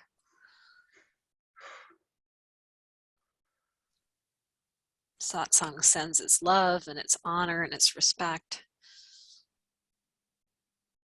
Yeah. Thank you for all the work that you're doing for us. My honor. Yeah. It's like freeing oneself of the projection of that wounded ego state. I can be Yes. free of that. I can, Yes, please. I can Yes, be free please. of those, Good idea. Freedom. yeah, old ego states. And wow, what fun. What Freedom. enjoyment. Freedom, fun, enjoyment. Yes, please. Yeah. Okay, deep, deep vows, knowing that this is just to be continued, right? It's now the hookup and the upgrade has happened, and you're welcome to stay if you care to in your alpha mind, or can talk it back real quick right now if you'd like. What would you prefer? What would they prefer? Oh, I'll stay for a few more minutes. Okay. Yeah, Well, I'll thanks just for leave. that. I'll leave you tucked in there. No need to come out. Okay, so I myself will step away from your alpha mind, leaving you nice and tucked in there in the best of hands and hearts with your galactic mom and dad. And I'm making my way down those stairs and steps to the nature place and just soaking up the energy of that nature place. And then what do you know, I see that rainbow bridge and my physical body there in front of the computer running the satsang. So I'm going to walk myself up there. Little me stands on the top of my physical body, and I'm going to jump on in. 7, 6, 5, 4, 3, 2, 1. Boom. Inhabiting all those energy centers, bringing my limbs back on, my eyes open, and looking at Jill and all of us from this vantage point. Having come back from a journey with Jill, and then preceded by 2 inquiries here in the container with JC and with Kathryn. Feeling that gratitude and that connection with that galactic mom and dads, which hopefully we all have. And just deep gratitude for, we never know what's going to happen. So this is what happened in our process pop-up today, number 41, on the 29th of January. We're right at time, and a couple of people understandably have left notes of greetings and leaving and thanks there in the chat. I'll pass around the mic for just a quick goodbye. So if there's any word that sums up or any quick takeaway you'd like to express, let's go ahead and do that. Kathryn, may I start with you? Yes, deep gratitude, and yeah, just there's so much kindness in this container, and I really appreciate it. Nice, thank you. Thanks for coming. Great to see you. Great to see you too. Jeanette, there may be stuff brewing, but let's see where you are as we come a wrap here. I'm happy to hang around the water cooler for a little bit after if you'd like. To stay in the positive, I've got possibility and thriving. Yes, please. Wow. Yay. Which is the opposite of what I'm feeling. So I'm putting that out there. Yeah, just invite it. Just do a little psst to it. It's a longing. So just somewhere those 2 exist in your system. So they might have kind of gone into slumber a little bit or hid somewhere. So just kind of seek them out where they are in your field and just do a little psst. You're welcome here. Wakey, wakey. Would you like to stretch out a little bit? Yeah, they're saying, yeah. They'll know how. So just inviting them, because a lot's been rearranged in a short period of time within you. Some space is occurring. So they can take up the space as those other things have come to rest or settled or moved. So there's some room for them to move into. Okay, I'll swing back. Thank you. Lori. Yeah, I just feel relaxed and peaceful, which is kind of rare for me. So I definitely appreciate that, and appreciate everyone. And I could definitely feel some energy shifting and some parallel processing. So thank you for that. Very welcome. Thank you for coming. Again, congratulations on all the unfoldments. We put Lisa to sleep too. So thank you for the opportunity to be here in your processes. I fell into a deep sleep and I just woke to a puppy needing to go outside. Could barely follow today. I feel far from understanding much of anything. So kissing the mind and just letting the other aspect roll over. She's got lots of hearts in her icons there. And also from Stacy, hello all, this was my first session. Wow, powerful one to drop by for your first time. I was not able to share as much as I would have liked and I now need to step away. Thank you all for your openness and expressions. I want to do this again in another space and time.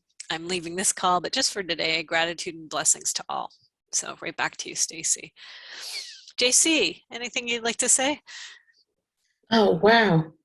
Thank you. Thank you.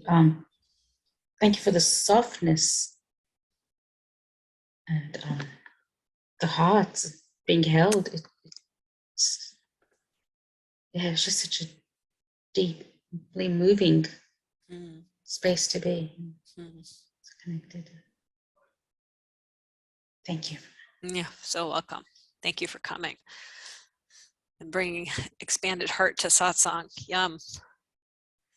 Jill, over there in your alpha mind, I'm beaming a text through to you or a communication and you receive it in your alpha mind. Anything you want to say from there to us? It's a wonderful place to do this work, and as a shy, introverted person, I feel really blessed to be able to do this online. So thank you so much for offering this, and I really needed this after the intensive, and so that was great, divine timing. So, and thanks everybody. Be joyful. You're welcome. I'm just going to bring a quick screen share here. There's a couple things coming up in Shifted School, so I'll rattle them off. Bring my screen up here.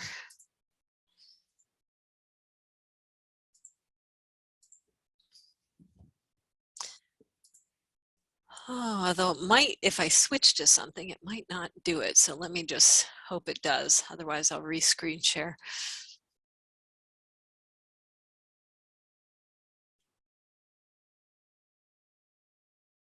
I'm just going to pop over to the calendar on the site.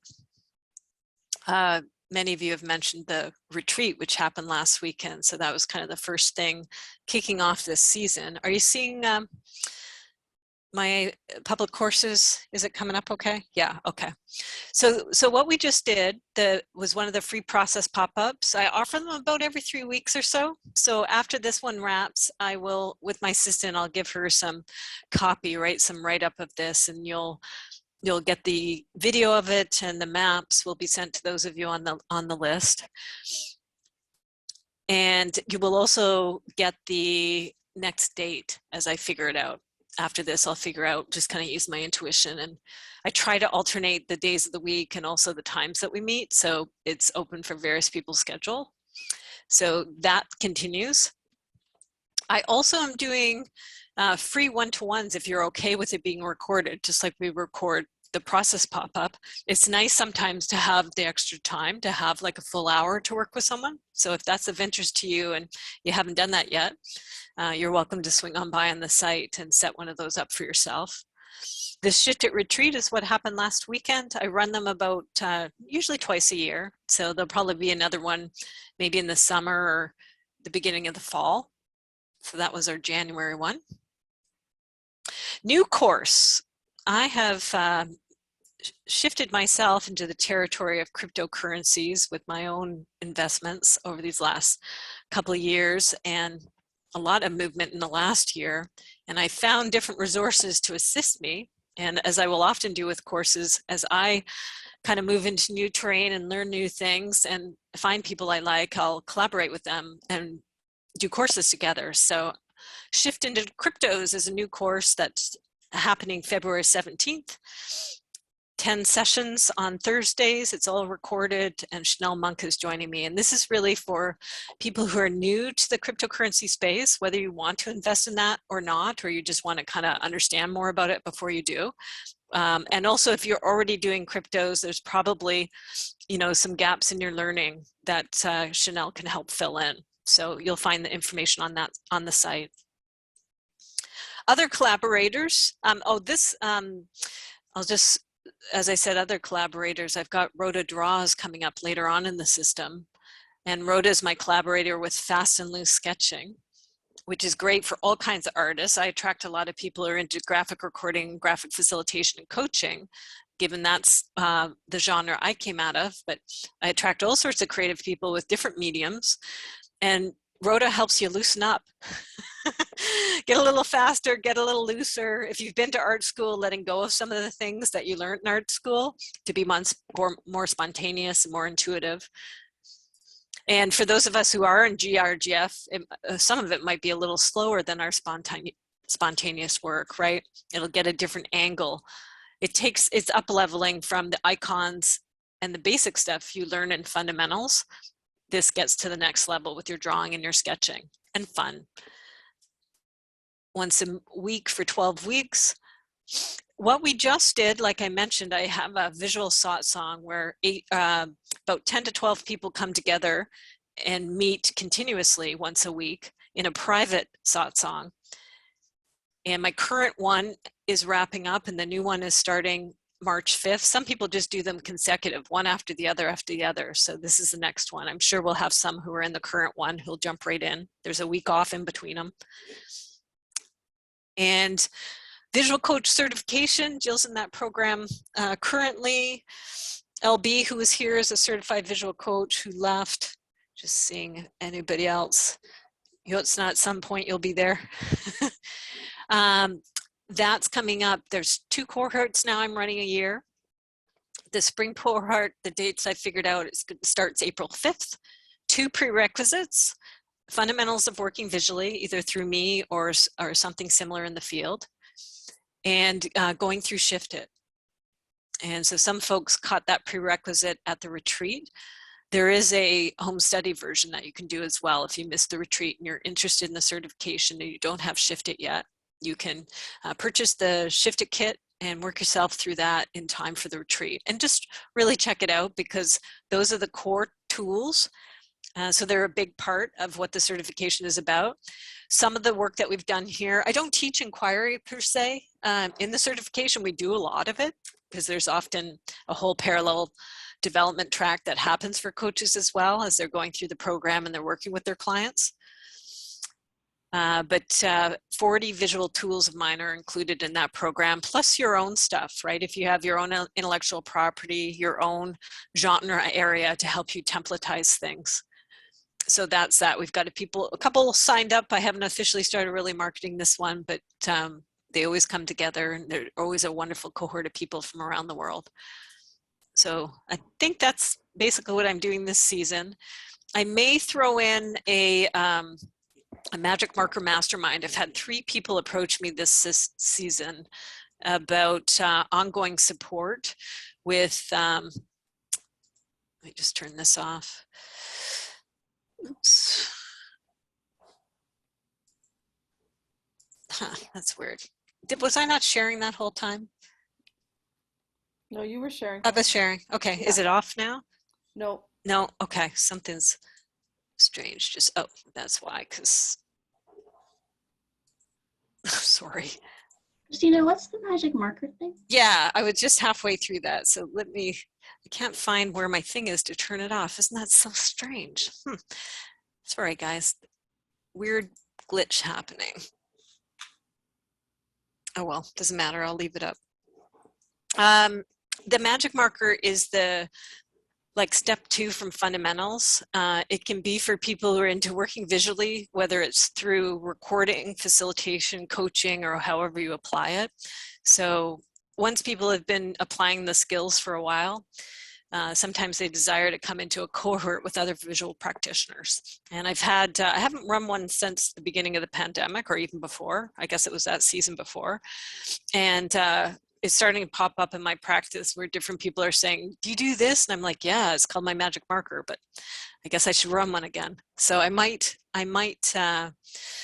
swimming around maybe adding that in this season. So sometime it will start between now and June. I haven't figured that out, but it's last week it was becoming apparent. I think I had a third person approach me. So that's how they sometimes work. They just organically start to build. So if I do, I will drop a note. I've been trying to get the easing out on a more regular basis. You're all on my list, so you'll get a notice if I do, if that's of interest to you. Yeah. Alrighty, so I guess we'll officially close if I can find my sign off button. Yeah. And there it is, stop share. It hid underneath something. Goodbye, thank you for coming. And if there's any water cooler time, you're welcome to stick around for bonus time. I can answer any questions or help process anything that might be uncomfortable to leave on or with. So bye for those who are leaving. And if anybody's sticking around for water cooler time, you're welcome to. Thanks so much, Christine. You're welcome. Take care. Bye. Yeah, you too. Bye, everyone. Thank you. Bye, Jill. I just thought of a quick question for you, Christina. Yeah. So one thing that's tough about law school is sort of all of the injustices of the way the system works and all the socioeconomic. So I have a lot of like rage and anger stuff that I have to process, and I'm just wondering what kind of thing pops into your head about what might work for me for Hello, processing that. rage and anger. You are welcome here. Yeah, so usually, just see, you'll know as I say this if it lands. Maybe even me just saying that helps shift it. Not always, but oftentimes, for women in particular, expanding it is the way to go. And it's, of course, as you know, because you have a lot of energy work behind you, it's in your subtle energy body, right? So even right now, we could meet it real quick if you want, like just, hello, rage, hello, anger, you are welcome here. There's so few places that they're welcomed, right? And then also just, you can get bigger if you want to stomp away. So just feel it stomping. It's just so, I think it's right now, it's just so happy to be recognized. It's exactly. Like, yeah. It yeah. wants to be big and that, and yeah. It should, because what it's getting pissed off about is really stuff that you should be pissed off. Everybody should be pissed off about, right? Because it is injustice. So by all means, stomp. We'll join you. We'll do like a grape smashing party and stomp around. Yeah.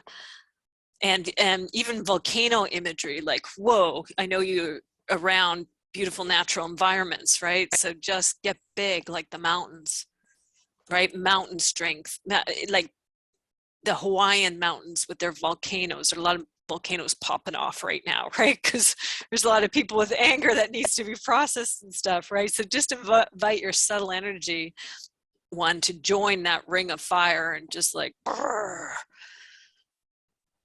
And the gods that are in that, the Pele's and all those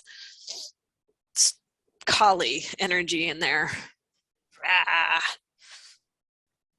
And that's, that will transform. There's a natural cycle to that as that goes up into the atmosphere and that silt and smoke and everything settles down and new islands get built and old ones get blown apart, right? The transition and the big shifts that are natural, even if they're scary and human beings get caught up in them. Yeah, I like that. I do imagine like lava coming from me as something I do, but I like imagine being as big as the biggest volcano. Yeah, go with that. Yeah. That's expanding your field. So just go big. Just agree with that. Yeah, huge volcano. Whoa. Feel that, up, I don't know, 1,000 stories high. And just hang out there, just like what Jill was doing with Galactic, right? She's been really at that big level, and there's energy and felt sense there. You've got it at this level, at that big mountain chain. Yes, please. And then from that place, right, as it blows off, right, and it comes to settling, then encounter all those injustices from that big expanded place, right? With it blown off, and the calm that settles. And it might be a little different when you're down in that smaller place, right? And maybe they feel all overwhelming, and rightfully so from that perspective. But from your mountain volcano perspective, your blown volcano perspective, see what comes as you're encountering it from that place. And that consciousness angle is different from the other relationship. Anything you notice? Yeah, it just doesn't feel as overwhelming. Yeah. So if it's not as overwhelming, what is it? It's just sort of, it's like it's there. It's just a presence. It's just neutral. You know, it kind of makes it more neutral. Yeah. Yeah. Yes, please to that. To presence and neutrality.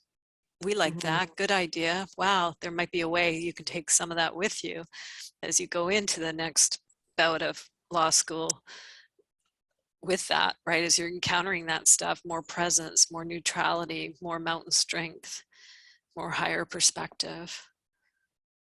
Okay, whenever it catches you or gets you, that's normal. That's human at the human level, right? Lots of love and compassion for that. But then, you know, you could invite it to, yeah, remind me that you're there. Remind me I can go bigger. Yeah, that's good. That will help for sure. Great, good. Thank you. You're welcome. Okay. I can take off. See you guys. Okay, take a little bit. Good.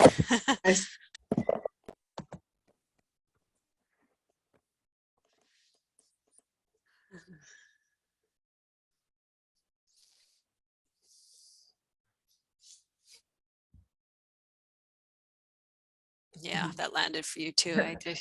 Yeah, cool. That's a big bow to Pamela, my satsang teacher. Thank you, Marie. I could so use those metaphors, those tools, that imagery in the work and get in it too, right? Not just looking at it, but get in it. Embody it from the inside out. Yeah. I should practice. Yeah. Slowly, baby steps. Yeah, yeah, yeah. He gave you a whiff of it. Yeah.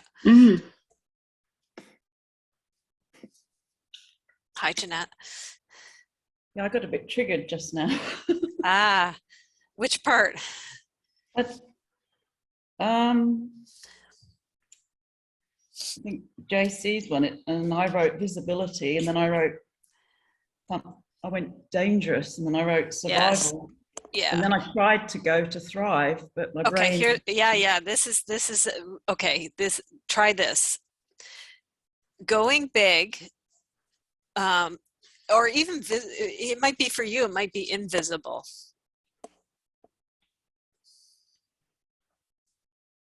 I can't remember where you went for visibility. Where was it? Where did you get? Was that back in the inquiry of JC's, or just in this bit that happened with Lori?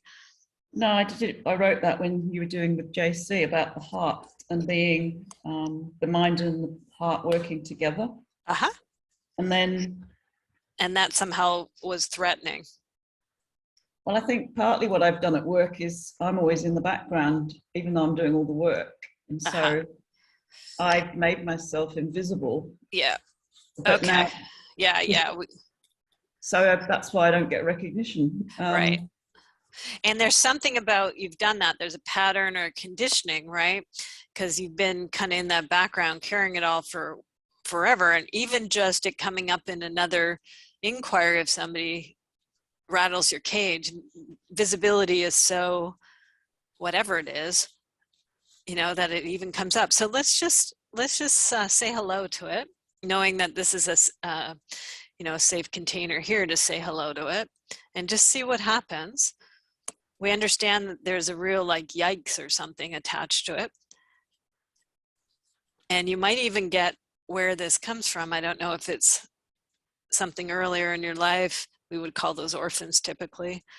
Might be even multidimensional, so past life kind of stuff.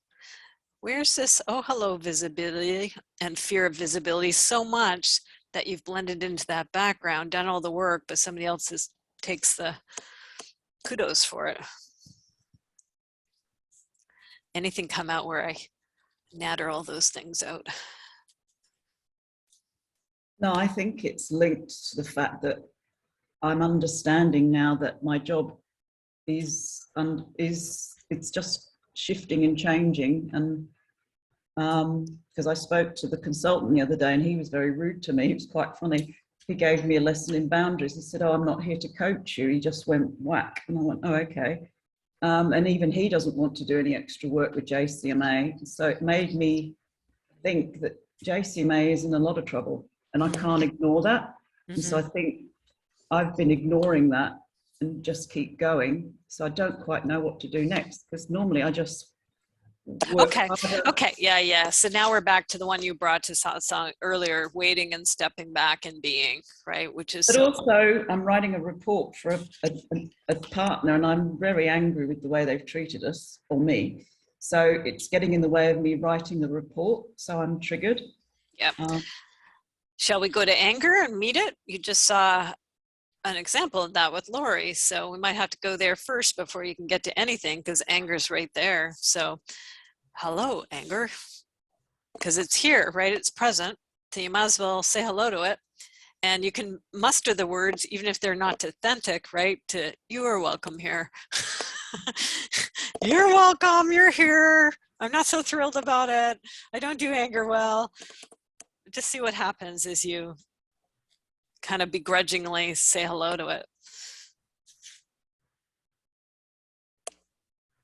But it's a vibration that's in my system because of what happened with Ian. I'm still hooking into that. Agree with that. That's probably very, very accurate. So it gave you that information as soon as you kind of met it. So just agree. Yep. It's a vibration. Yep. Is connected to some other complicated things. Of course. Natural.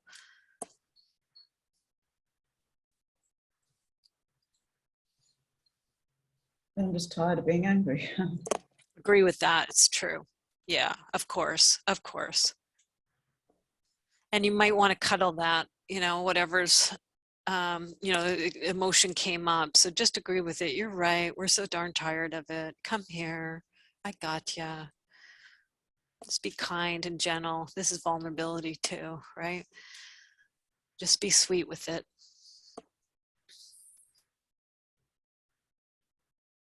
Yeah, tenderness. You're welcome. Yeah, I think it's shifting it because it's in my chest, like I can't. Real triggered fight or flight. Yeah, so just go into that even more. Just, oh, come here. All that fight and flight stuff in the chest. I don't know if you can find it. Jill was talking about that galactic mom and dad, and maybe that even helped you feel that for you. Maybe you can actually borrow hers if you can't feel it for you, right? But just. Well, I did feel it, but then suddenly I just fell right back down to the fighting one. So I was quite surprised. I just went from being up there to suddenly bang. Yeah, so that's a natural polarity. So just welcoming that, the yes and of it, right? That's the human experience, is often we'll ping pong back and forth until it starts to stabilize, probably somewhere mid-region, right? And you have access to both. But just agreeing with all, that's okay. And just really that whatever's going on in the heart, to the best of your ability in your now adult consciousness, you can call on your future self. You can call on the galactic self, right? To hug you, who's doing your best to hug the orphans. And somebody back there who's big and strong in that mountain strength galactic thing is just looking down and sending love and embracing you and rocking you. You're not alone. They're very aware of you.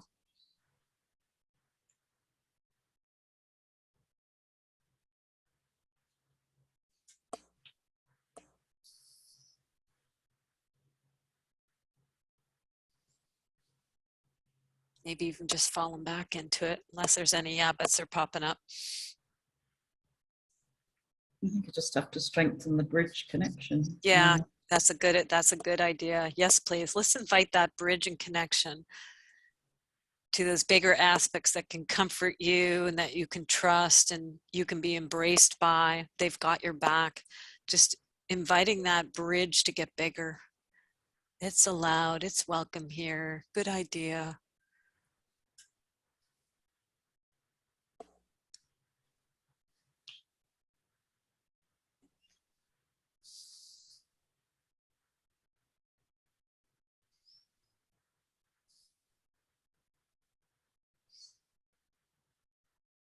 What do you notice? Well, I carry a lot of past trauma from leaving work, so when it's also part of working out an exit plan.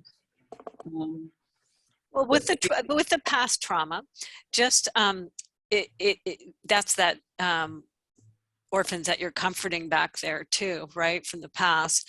Just feel that chain of support and care and energy also flowing down to all that past trauma, and agree with the mind, because the mind just did a computing, right? And it's like, wow, this thing reminds me of this thing. It's on top of all this other stuff. So just agree with that and allow it to continue to be embraced, washed by, right, enfolded by that stronger energy from up above that can comfort you all. All that shock and PTSD and the now, but it's also on top of some other stuff that held the same energy. So inviting them to kind of fall back into you, and you fall back into the future self, and the future self falls back into the galactic self and all your other guides and allies. We're here, we got you all. You're right, there's some stuff here. There's some PTSD built upon PTSD with the work stuff. We got you. Actually, you've helped me see that because I put my magnetism map in June, I'm stuck in June. I can't. Gone bigger beyond that. Yeah. So it's gone, I have to make it further out because. Yeah. Here's a nice long-term one. Yeah. Because then you can feel beyond that. So just, that's great. That insight you just had, and mine probably was involved in that, maybe heart too. Just agreed with them. You're right. Good idea. And so finding that, you can do the whole exercise later on, but you can just feel it. There's not just one, there's multiple best case scenario future selves lined up one after the other. So just feel the whole chain of them leading to that galactic self, you know, that holds all those physical world selves. Good idea. Yeah, let's stretch. Let's go bigger, bigger, bigger. Further, further, further. Not just the short term, but the long term and the really big picture. And also because when Ian died, I just said I've just got to put one step in front of the other and survive and just take each day, and I haven't changed that. Deep bow to that, because that's such a big truth, right? When you lose your partner, and there's a certain stages, everything. So deep bow to just the wisdom of one step after the other. And that was totally needed at a certain time. Now it's starting to move a little on you, right? It's starting to open up a little bigger. So both are welcome. They can exist at the same time, the one step after another. And this, much larger stretch, much larger time frame. And the sense of those future selves of yours lined up and cheering you on and beaming down the timeline to give you love and support. And right down to the one who had to do it one step at a time, right? All love and support right down to that each day, each second.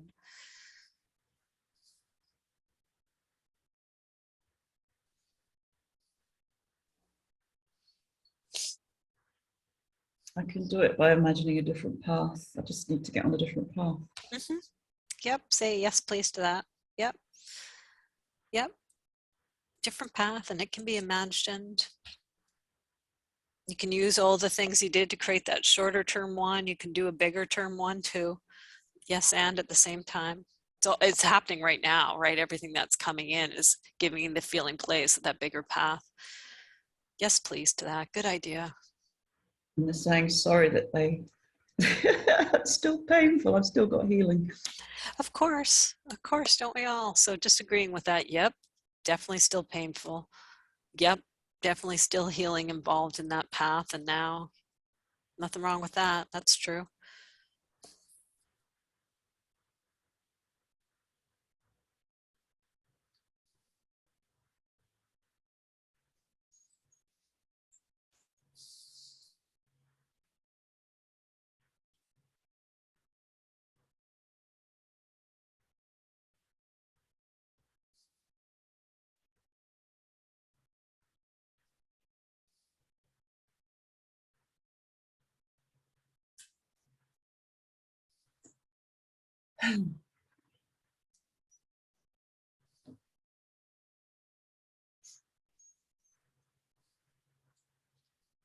Now what's happening? Now what do you notice?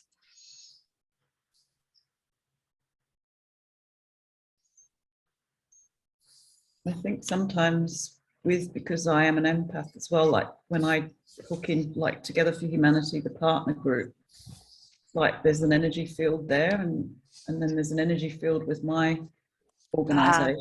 Now you're going to the partnership agreement you mentioned. So this is the next layer that's unfolding. So let's just go there and just kind of say hello to it. Oh yeah, there's this partnership group and this agreement.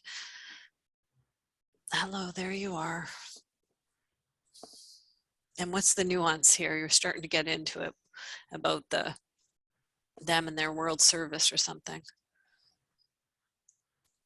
So I've got a lot of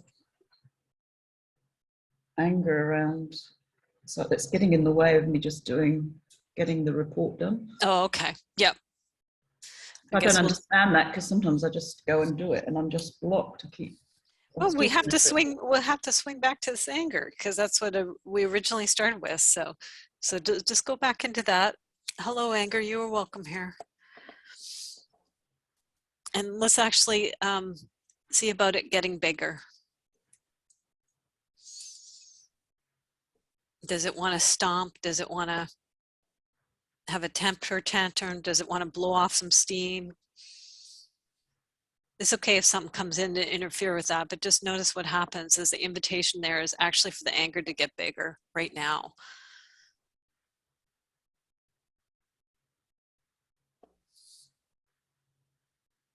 Yeah, because I was an incident with the girl that was doing that. She verbally slapped me back when I pushed back. And she said I was the horrible one, and yet she was. And so because of my role, I often take just for things to move on. I agree. He said, all right, I apologize. Okay. And it shouldn't have been me apologizing. It should have been her. So just agree with that. And agree that, of course, we don't like a slap, right? Of course, you did not like that incident.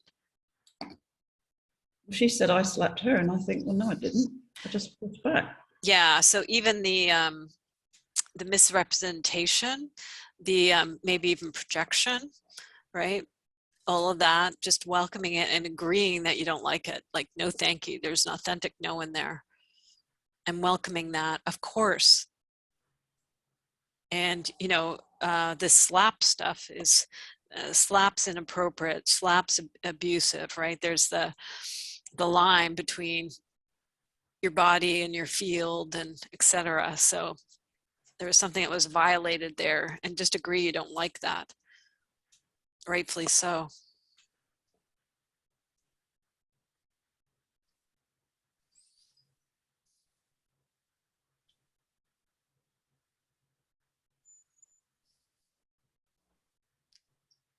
And also do a little, what was it, did you have a soothing with the retreat? What's your soothing word or your soothing sentence for orphans? I don't think I actually got one. But, okay, well, now's the time to get one. So somebody inside understandably really reacted to that slap. And so you want to comfort that part. So your now adult capable self or call on a friend like your future self or that galactic self. If it was mine is, come here, I'm here, you're safe. What's yours? What do you say to that part that, it's a shock, it's a trauma response, right? When a slap, I mean, that's quite the energy, it's quite the word, right? For an incident. I don't think it actually was a physical slap, but your body felt it like one. And that's the way it can go with words, right? That they, especially for empaths, we feel them like a slap. I can still visualize where I was in the coffee shop. Well, then that's classic. That's PTSD, because then, all these things kind of lock in, right? We see things and all those senses in the moment get locked, and they're very poignant. So just agree with that. You're right. It must have been significant if we can still see it all in the coffee shop. So just freeze everybody around and you come into that coffee shop, your now current self, and it's still your past self, however long, if it was even just recent, it's still your past self. And just tell her, I'm your future self. And what do you want to say to yourself standing there in the coffee shop? Having been assaulted.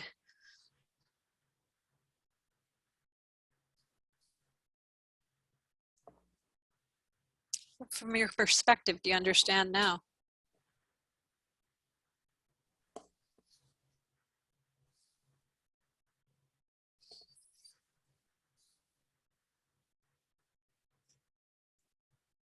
I did know some of it was projection because their organization was in tell yourself that. Tell yourself standing there in the coffee shop shocked. Tell her, honey, some of this is projection. I think that's why I apologized. Just I thought let's move on. No, stop that. You moved on, but you kind of left a soul fragment of yours sitting in that or not sitting, like, whoa, just impacted in the coffee shop, right? We've got to peel her off the floor or the wall or wherever she is. So tell her about this projection. Tell her what you know. I'm so sorry. Just tell her, I'm so sorry that happened to you. We're here. We're here. And my mind's trying to rationalize it, but it's not. Exactly. Not about that. No. Right. Exactly. It's just comfort, really. She's in distress. So we've got to, what you would probably do it to anybody else, but the fact that it's you throws you for a loop. So say someone did that to me and I'm left splattered in a coffee shop. What would you do? You walked in. What would you say to me? It's linked to Ian still. Okay. Yeah. So you say to her, sweetie, this is linked to Ian still. What else do you tell her? There's projection going on. It's linked to Ian. I was vulnerable too, so that's why I took the hit so badly. Okay. Honey, you've been through so much. Look at these last couple of years. Oh my goodness. You're vulnerable right now. Because I can't remember whether he was alive or dead then. I can't remember. Yeah. Well, the mind's even confused about it and it doesn't matter. What else do you tell her? What else do you now know? And just see what your future self wants to say, or your galactic self. They understand the situation even more than your current self. What do they say to the both of you? Or however they communicate.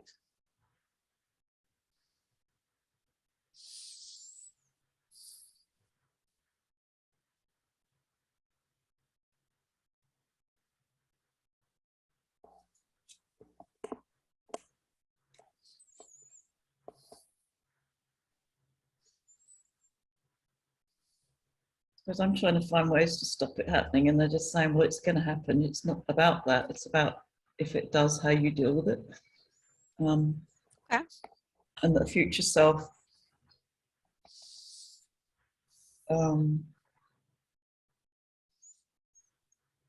even now, I think I'm not coping well, that I can go to the future self when things happen now, because they're going to happen. I'm going to get triggered. she's the best coach in the world. If that guy clapped off and said, I'm not here to do your coaching, well, that's good. You got a future self. You can always, obviously, do some with me. I'm happy to help, but future self, that's often what I'm doing, is making the intro and facilitating like I am right now. What's the future self say? Yeah, so by all means, you always have a future self in your corner. She's explaining the situation right now. And as you move forward through this difficult situation and you sort things out, she's right there. They all are. There's a whole line of them. Not alone. We're here. I don't know why I'm so triggered. Ask them. What do they say? What can they see from their vantage point?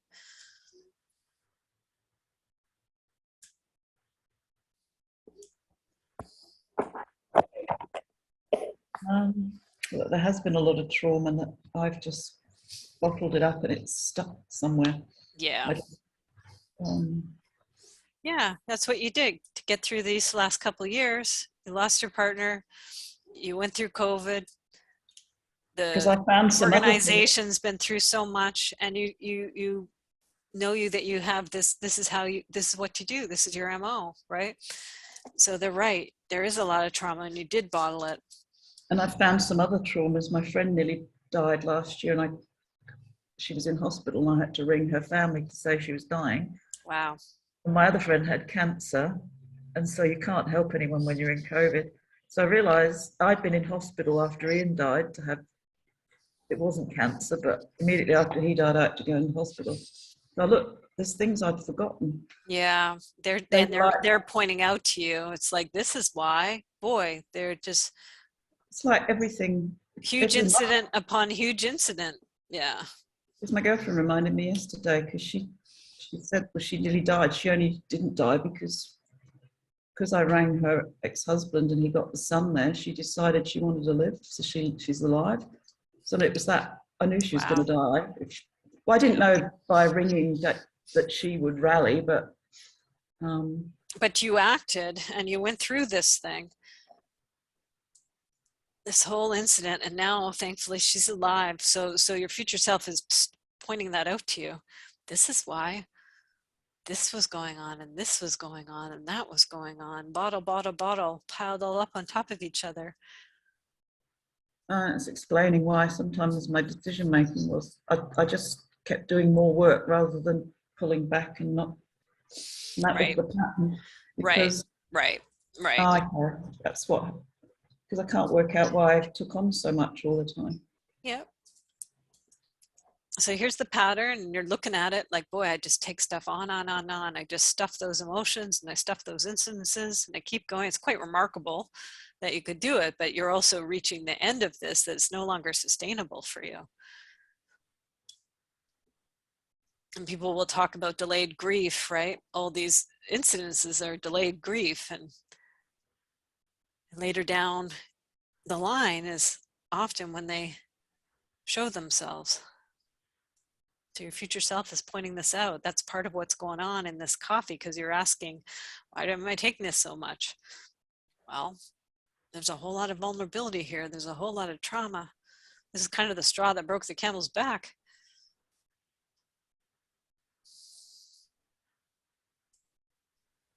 Said with lots of love, right? And understanding, because you asked the questions, so they're pointing it out to you. Now, where do you go? Is there any other yeah buts or any other questions to them, or what's happening in your field?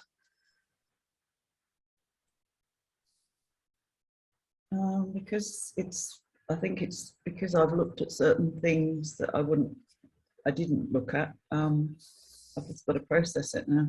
Yeah, it's pointing that out, and it's absolutely correct. So agree with it. You're right. Now we're processing. That's exactly what you're doing right now. You're processing it.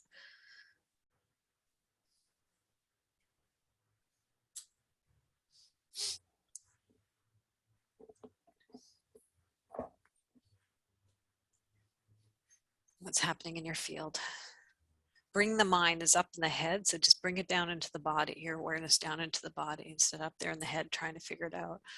Just notice what's going on in the body. Okay, that's a good sign. Yeah, energy's moving instead of it being locked, right, in the PTSD and the shock. It's now moving. That's processing. Good sign.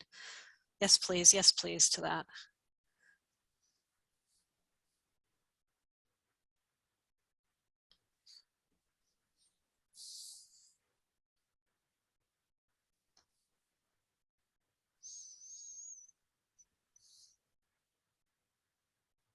So it's coming out of my back. Okay, hello back. Yeah, so you probably held a bunch of stuff there. Now it's finding its way. Yeah, moving the back, stretching the back, releasing, releasing. Yes, please. Good idea.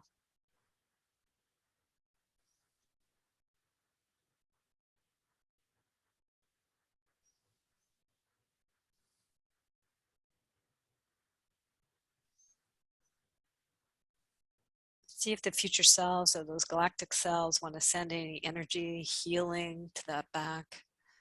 Wherever else in the body you've been holding it, tucking that stuff away, you tuck it away somewhere. I think it might be there behind you somewhere in the back. It's showing you the tuck away place. So just pulling it out, letting that vibration take away and interact. Those memories and those frozen incidences can now process. You might want to also do some tapping. Remember the butterfly hugs on one side or the other. Or you can tap your knees. It's like EMDR, helping along, help with the process. Mind doesn't have to fully understand what's happening, all the details, but you can just feel that vibration moving to different parts of the body. Locked energy now moving, processing it through. I don't know why all this came out today. I wasn't expecting this. Yeah, just welcoming it. It's okay. The mind doesn't fully understand. It makes complete sense to me, right? So step by step, it's unfolding, one step at a time, as you were saying. This is the step right now, so we can just trust the process. Even if the mind can't understand it, just kiss the mind. Aw, sweetie. You know, mind's not going to understand it all, but the body sure got it. The vibration sure got it. It's pointing the way, showing the way. The future selves, the galactic selves, they got it. All okay, all natural. Don't you worry. Kiss the mind. Doesn't matter. You don't have to understand it all. It can still process out. Next layer. Good, good, good.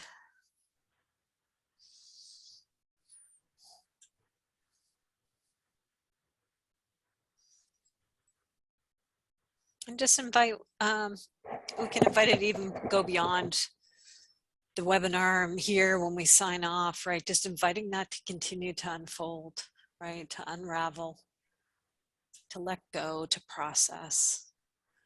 You've got those kind of deposits, right? From all these things that you had put into your body or into your field ingeniously, right? That kind of dissociation, you've fascinating ability to do that. And now they're coming out of their various hiding and holding places and butterflying them all, butterfly hugs, right? Just letting them process through. The brain doesn't even have to understand what the heck, which one is which, right? But that energy can just seek them out and envelop them and unfold.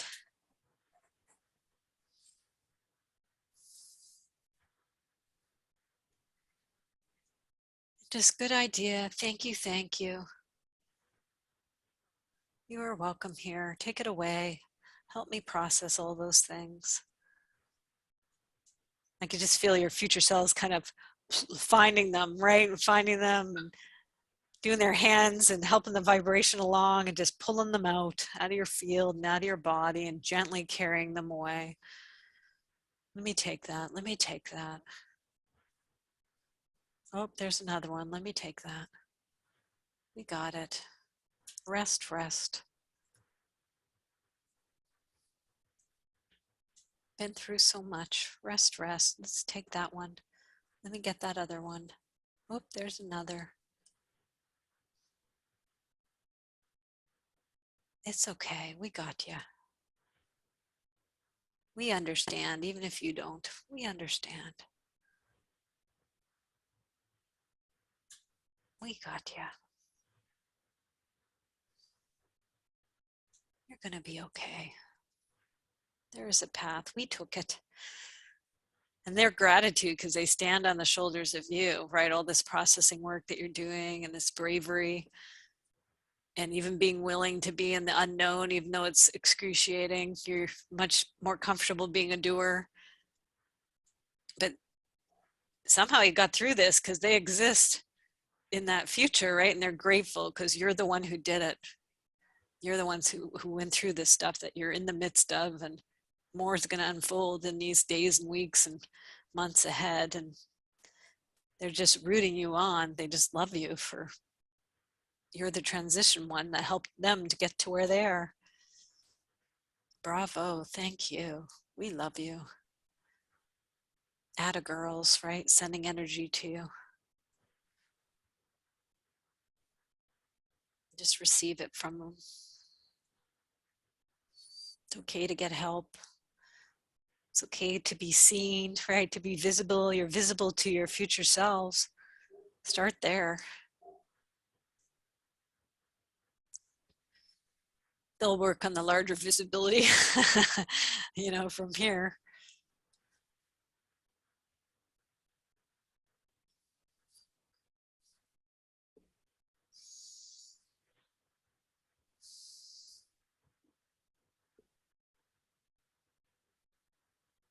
And just check with your future self. Is it okay to leave it here, knowing that you're in good hands with them and they're in charge of this process? Yeah, And just continue. yeah, continue. Yeah. Oh, yeah. Oh, wow. Mm-hmm. Feel a lot lighter. Yay, yes, please, to lighter. Yeah. In body talk, we call this downloading, right? So I'm just going to check. I've got 7. Now, what is it? Hours, days, weeks. So over the next 7 weeks, this is all going to be downloading out, processing. So you're in they're holding a container for you, your future selves here, right? They're helping you through this powerful next 7 weeks here. And right now. So they got you. They got this container. They can see you.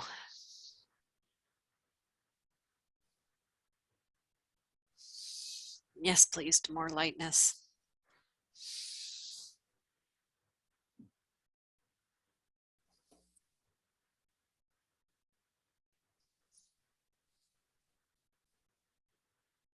It's funny, I've been going to the coffee shop to work because we can do that now, and there was a little child and she kept laughing at me.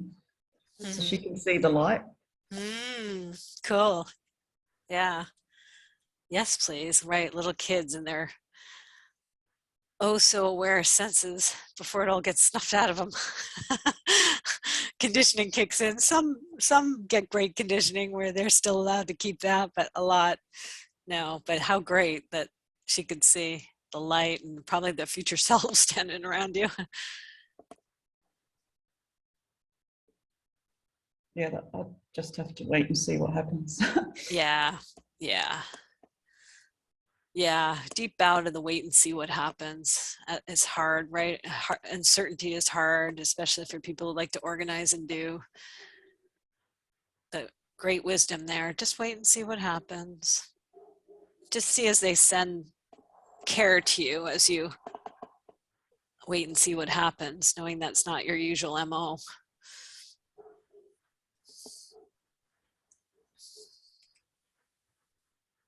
Okay, thank you. Thank you.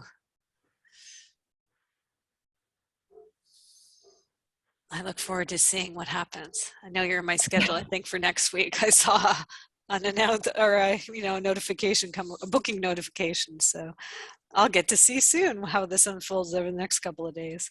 Yeah. Okay, thank you so much. I'm going to be English and say I apologize, but that's ridiculous. No. This is what it's for. So perfect. Yeah. Glad you came, took advantage of the opportunity. Yay.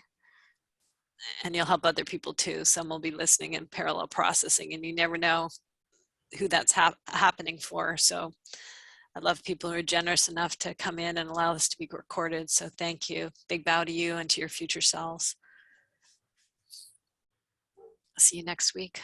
Okay, thanks. Bye. Okay, bye for now.